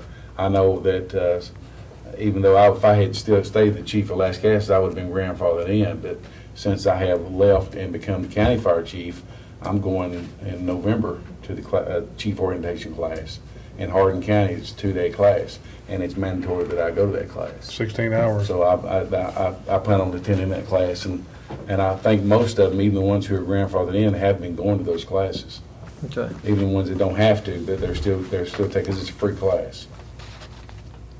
The county attorney has taken the previous agreement that we had with all the fire departments and taken that language and coupled that and prepared this document, which includes most of all that language, plus the additional language that makes this a contractual arrangement, as opposed to just a donation arrangement. Have the fire chiefs in the county seen this? Not yet. I don't think they have done, no. We couldn't take it to them until y'all approved it and the full commission approved it. And what I'll do, I'll present this to them once it goes to the full commission at chief's meeting. I'll tell them to take it, review it, take it to their departments and let their board of directors look at it and look over it. And they'll have, I'll give them plenty of time to look at it and review it and ask any questions they want to ask. Well, the reason I'm asking, I mean, if there's something in here we miss that, may jump right out, I want to be able to change this if we need to, even if that goes to the full commission, if there's something glaring comes back after we get their input too. If there's a chief's meeting prior to the next commission meeting, you could certainly go ahead and distribute it, let them review it, let the Public Safety Committee endorse this for final approval at the commission. But if we were to find something like he said that we need to change, we'll just not put it on the next commission agenda until we get it cleaned up. I don't want us just arbitrarily say, yes, let's do this without getting some input from them. Well, basically, like I say, it's the same verbiage. Instead of an agreement, it's a contract with the county. It's a contract with the county fire department instead of the county government, and it just brings it under their umbrella. I hadn't seen any differences from looking at it, but my memory doesn't serve me well from reading this last year. So, But go ahead and let them review it even before the commission meeting, and you can report back if there's any substantial changes. We will reiterate. What I can actually do, I can actually scan this and put it in PDF form and then email it to all the chiefs. Yeah. So I'll do that. Well, do we need to prove the concept, or just approve this subject to review by the Chiefs Association and. So moved. Second. All right, got a motion and a second on the floor. Any discussion? Hearing or seeing none, all in favor of the motion say aye. Aye. All opposed, motion is carried. All right, is that all you got? Just in case somebody wants one, and I noticed everybody's been handing out their cards tonight, so if y'all want my contact information. I know how to get hold of you. Yeah, I think you do. Just call Mom. So, in case you have any questions, I'll be happy to answer them.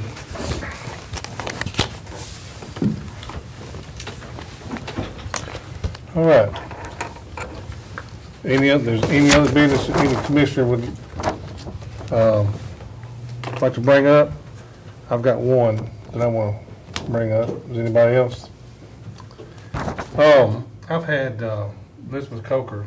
She has contacted me. I think she contacted Commissioner P, and then she contacted me. She has asked to come to the committee. She's got a presentation that she would like to present to us. What I would like to do is allow her, I think she said it's about a 15-minute presentation. I'd like to give her 10 minutes of time that to present this to us. What I would also like to do, being that we are in litigation at this time, I want it to be where it's a no question, no answer type deal, and then let you present what you want to present to us, and then let there be no questions and no answers come before the committee. Yes, sir. Is that agreeable with the committee? Is it made up? Okay. So what we're going to do is 10 minutes, and Ms. Becky, if you would, could you keep the time up for us? Just a moment. I got a question. You just said it was a 15-minute presentation, and you're giving her 10. Let's give her 15, if it's 15. If that's all right with everybody else. I mean, Is it a video or a slideshow? It's just a slideshow. I think I'll keep it as close to 10 to 15 as I can. I know you're ready to go, and Right. I'll keep it as concise as All right. possible. Well, Thank you, Mr. P. We'll do that then, and But no questions? no questions, no answers. Being that we're in litigation, it's right now, I think it's best if we just no questions, no answers, and leave it at that. Yes. This isn't going to cause us any other problems with litigation or anything else. She's just going to present to us what she's got, that she wants us to see, and then I think with litigation going on, we don't ask no questions, and we don't give no answers. Both sides of the issue here.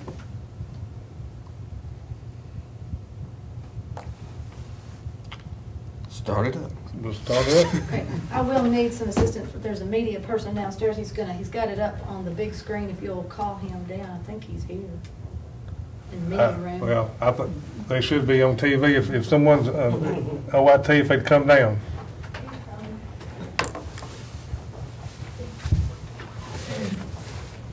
One more point of clarification, you might want to say that she is not to leave with you guys any particular written document requesting other information or participation. Right. Ms. Coker? Yes. If you would, we don't need you to be leaving us any information, any paperwork or anything. Just. Okay.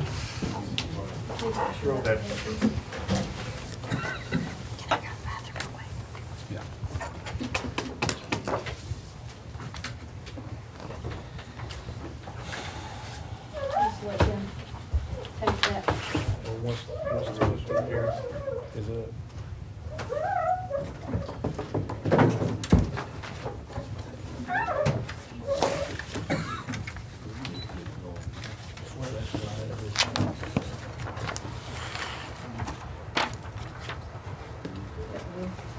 Here. Okay. All right, it should be up whenever you get the lights and get ready to go. You get this other information.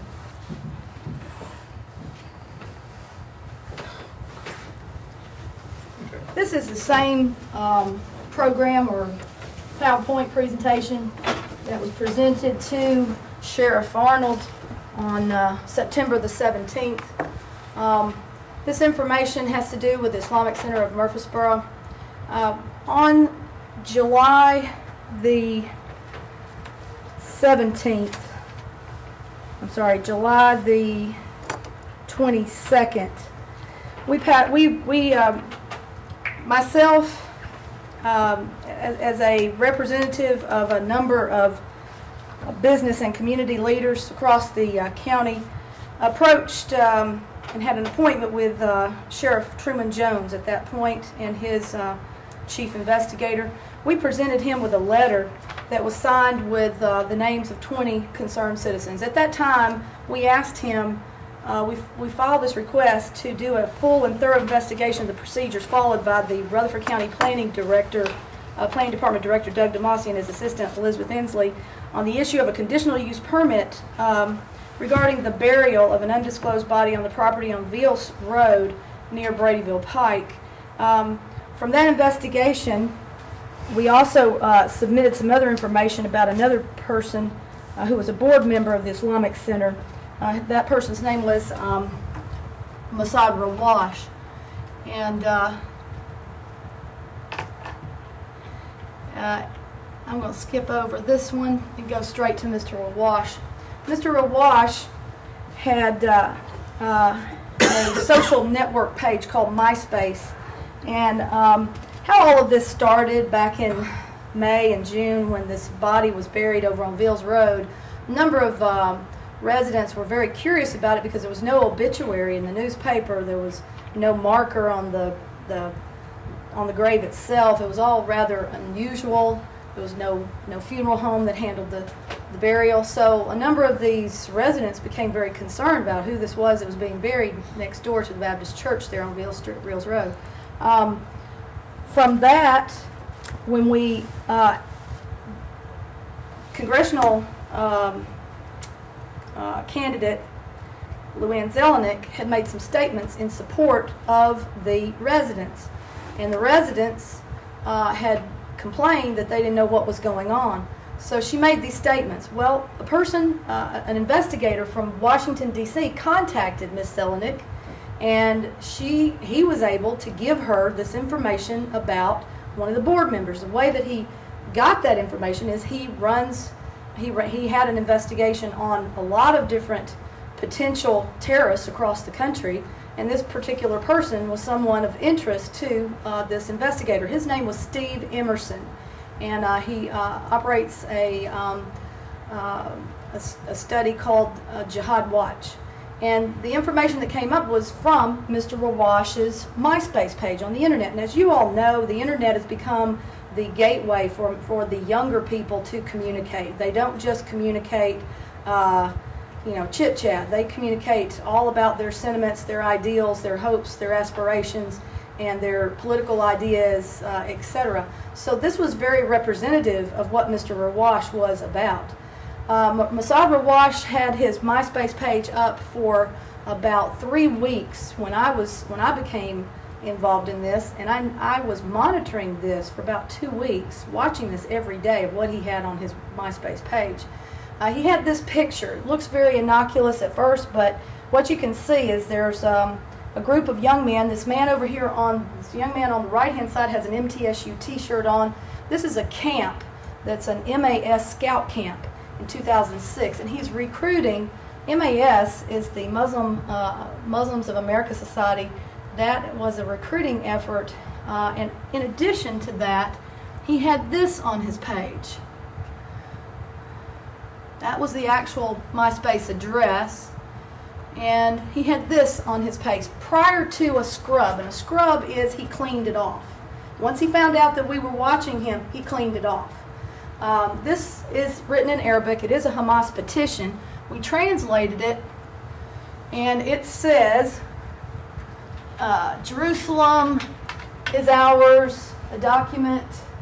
I can't read it all right now, but basically it says, I, the undersigned, and gives your nationality, and you're supposed to sign it. It says, starting from our natural right to Jerusalem, to all of Palestine, claiming, and I can't quite read all of it right there myself because it's so small, but basically this is a pledge to, and if you read the last part, if you get up and read what he's saying here, it says that I pledge to become a martyr for jihad. So that was what was on the MySpace page that sent off all the bells and whistles. Okay, that was the first thing. He took it off, and it was no longer on his website after July the 29th. This is a link that was on his website, and he had numerous links. I did invite Commissioner P. to my house to look at this. It was on my computer. I had actually downloaded everything to the hard drive of my computer, and on that computer I had all this information saved before he cleaned it off. Commissioner P. and I spent 4 hours looking at that material, and I believe that he can verify that this is what he saw. There was a lot, whoops, sorry, boy, that's sensitive. There was a lot of material on that, and I want to show you what was on there. As you can see, there was a lot of militant stuff, and I printed out some of it. No, I'm not supposed to leave anything, and I won't. But what I want to show you is, first of all, the website, I had it here, the website from the Islamic Center states, and this is from their website, the Islamic Center of Murfreesboro, being a religious, non-political organization that does not support any radical views of any kind by any individual or group, has launched an investigation about these allegations against Mossad Rawash. We have contacted the appropriate law enforcement authorities and have offered our full cooperation. After a careful evaluation, it has been determined that Mr. Rawash did not violate any local, state, or federal laws by the postings on his MySpace account. Therefore, it is deemed that these allegations are untrue and misleading. And they go on to say, may God keep our nation safe and watch over our city, and la la la la la. Well, Mr. Rawash is indeed a radical, and our sheriff agrees that he's a radical. These are some cartoons that are anti-Israel. We had a lot of AK-47s and weapons on this site. This is the Hamas founder, Sheikh Yassin. He was assassinated by the Israeli Defense Force. Most of those pictures that were up there were kind of in honor of these Hamas leaders. So you can very much get a feel of what Mr. Rawash actually believes is important, and that is Hamas. His allegiance is definitely toward Hamas. Here is a picture of the Hamas founder, Sheikh Yassin, and Yasser Arafat of the PLO. This is Hamas leader Dr. Rantisi, who was also assassinated by the IDF. Now I want to go back up just a second and show you this picture right here, which was actually on his page. These are both of them. They're both in the clouds. This is one of those, with happiness we meet, was a translation in Arabic. They're both of these two leaders, and underneath, if you can see those are all militant terrorists. I mean, those are like, they're all got their guns and everything, and they're lifting these two guys up in honor and commemoration. This is what we brought to, we gave this to the sheriff. We gave a copy of this website to Mayor Burgess. I don't know if you had a chance to actually go on the website, Mayor Burgess, and see any of this, but this is what we were trying to explain to you. We were looking at and watching and seeing all this time and going, hello, this guy is definitely connected to Hamas. His sympathies are with Hamas, and this is why we're so upset about this. Now, we get on down to some other things, a little bit more gory, I'm sorry to say. This was another link. This is a suicide martyr. It says, "You will not live on my land." He's sitting on the Israeli flag. If you look at him, he's wired with grenades, and the Arabic above that is a suicide martyr. This is a woman who's supposed to be, I guess, a mother of a suicide bomber, and she has the remains of that bomber in her hands there that she's being presented. It's one of the few more gory illustrations. This one is anti-Bush and anti-Israeli Prime Minister and the President Perez. I'm not going to go into the Arabic here, but it basically makes fun of President Bush. And it says, you know, we'll use with them Rabin policy in the first Intifada, crushing their bones, that is the only remedy. President Bush replied, but Perez, if the tanks, missiles, and assassinations did not work, would the crushing work? And that's referring to the bulldozers in Palestine that are supposedly tearing down Palestinian homes, but I don't believe I've ever heard President Bush mention anything like that, but this is just an example. Here's another example. They said that on this particular screen it says that 9/11 was an inside job, and it says that it alludes to their theory, which is very prominent among these pro-Palestinian people, that this North Tower was bombed by our own government. So they have a conspiracy theory that we bombed the Twin Towers, that our government did it to start the war. Now, this is a frieze on the ICM board member's home at 1414 Northwoods Cove, right behind Sports Center. This is the Arabic inscription on a frieze of the home of Mr. Fadi. Mr. Fadi was the person who started holding the mosque at his home. That was in 1997. He started having them gather at his home. This is above his home. It's Allah Akbar, which is it's the battle cry of jihad, and that is on his home. Currently, there's his home, Safa Fadi, 1414 Northwood Cove. This is the ICM pro-Hamas rally that took place at our courthouse on January the 9th, I believe, 5th, 9th, somewhere in there, 9th. There were a lot more, there's video of this, and we are trying to get a hold of that video. There was a woman who held up bloody babies and claimed that the children were being murdered. This is the kind of thing they were protesting against, but there was quite a number of Palestinian flags. You see one over here in the left-hand corner. This is the Muslim Brotherhood logo. It has appeared on a number of things. It says Allah is our objective, the Prophet Muhammad is our leader, Quran is our law, jihad is our way, dying for Allah is our highest hope. What's the Muslim Brotherhood? It was founded in Egypt in 1928 and by Hassan al-Banna, and he became an acolyte of Hitler. There are 70 groups that are affiliated with the Muslim Brotherhood, and some of those front groups include the Council for American Islamic Relations, or CAIR, Islamic Society of North America, the Muslim Student Association, which we have one on MTSU campus, Muslim Society of America, and the American Muslim Alliance. The MAS is the Muslim American Society, and that is the one that he was at the recruiting camp earlier that you saw.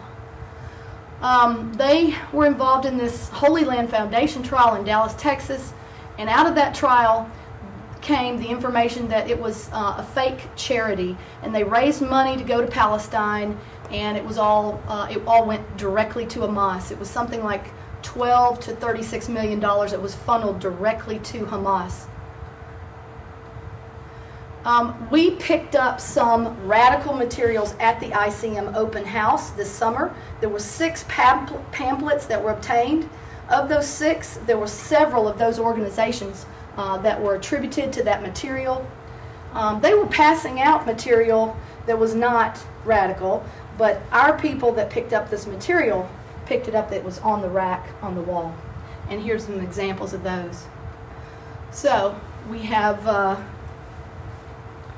let's see here. What did they say about Muhammad? How Muslims in Muslim history, contributions to civilization, living together, human rights in Islam, and the moral systems in Islam. They look very innocent in the beginning. What you begin to realize is on the back of these, they're attributed to, that's the Islamic Center of Murfreesboro, and then there's the MAS Muslim Outreach, MAS Islamic Outreach on the back that attributes it to MAS, which is, as I said, a front for the Muslim Brotherhood. Muslim Brotherhood is directly connected to Al-Qaeda, Hezbollah, and Hamas. So when we show you that we have connections, we're talking hard evidence here. We have tried to present this information to Mayor Burgess, to our sheriff, and now to you. I understand you do not want to have any questions asked or answered today, and I respect that. Thank you, Mr. Farley, for letting me speak. This is important information I felt like you needed to know about, And again, I thank you for the opportunity to be here today. I hope I kept it in 15 minutes. She did. She did.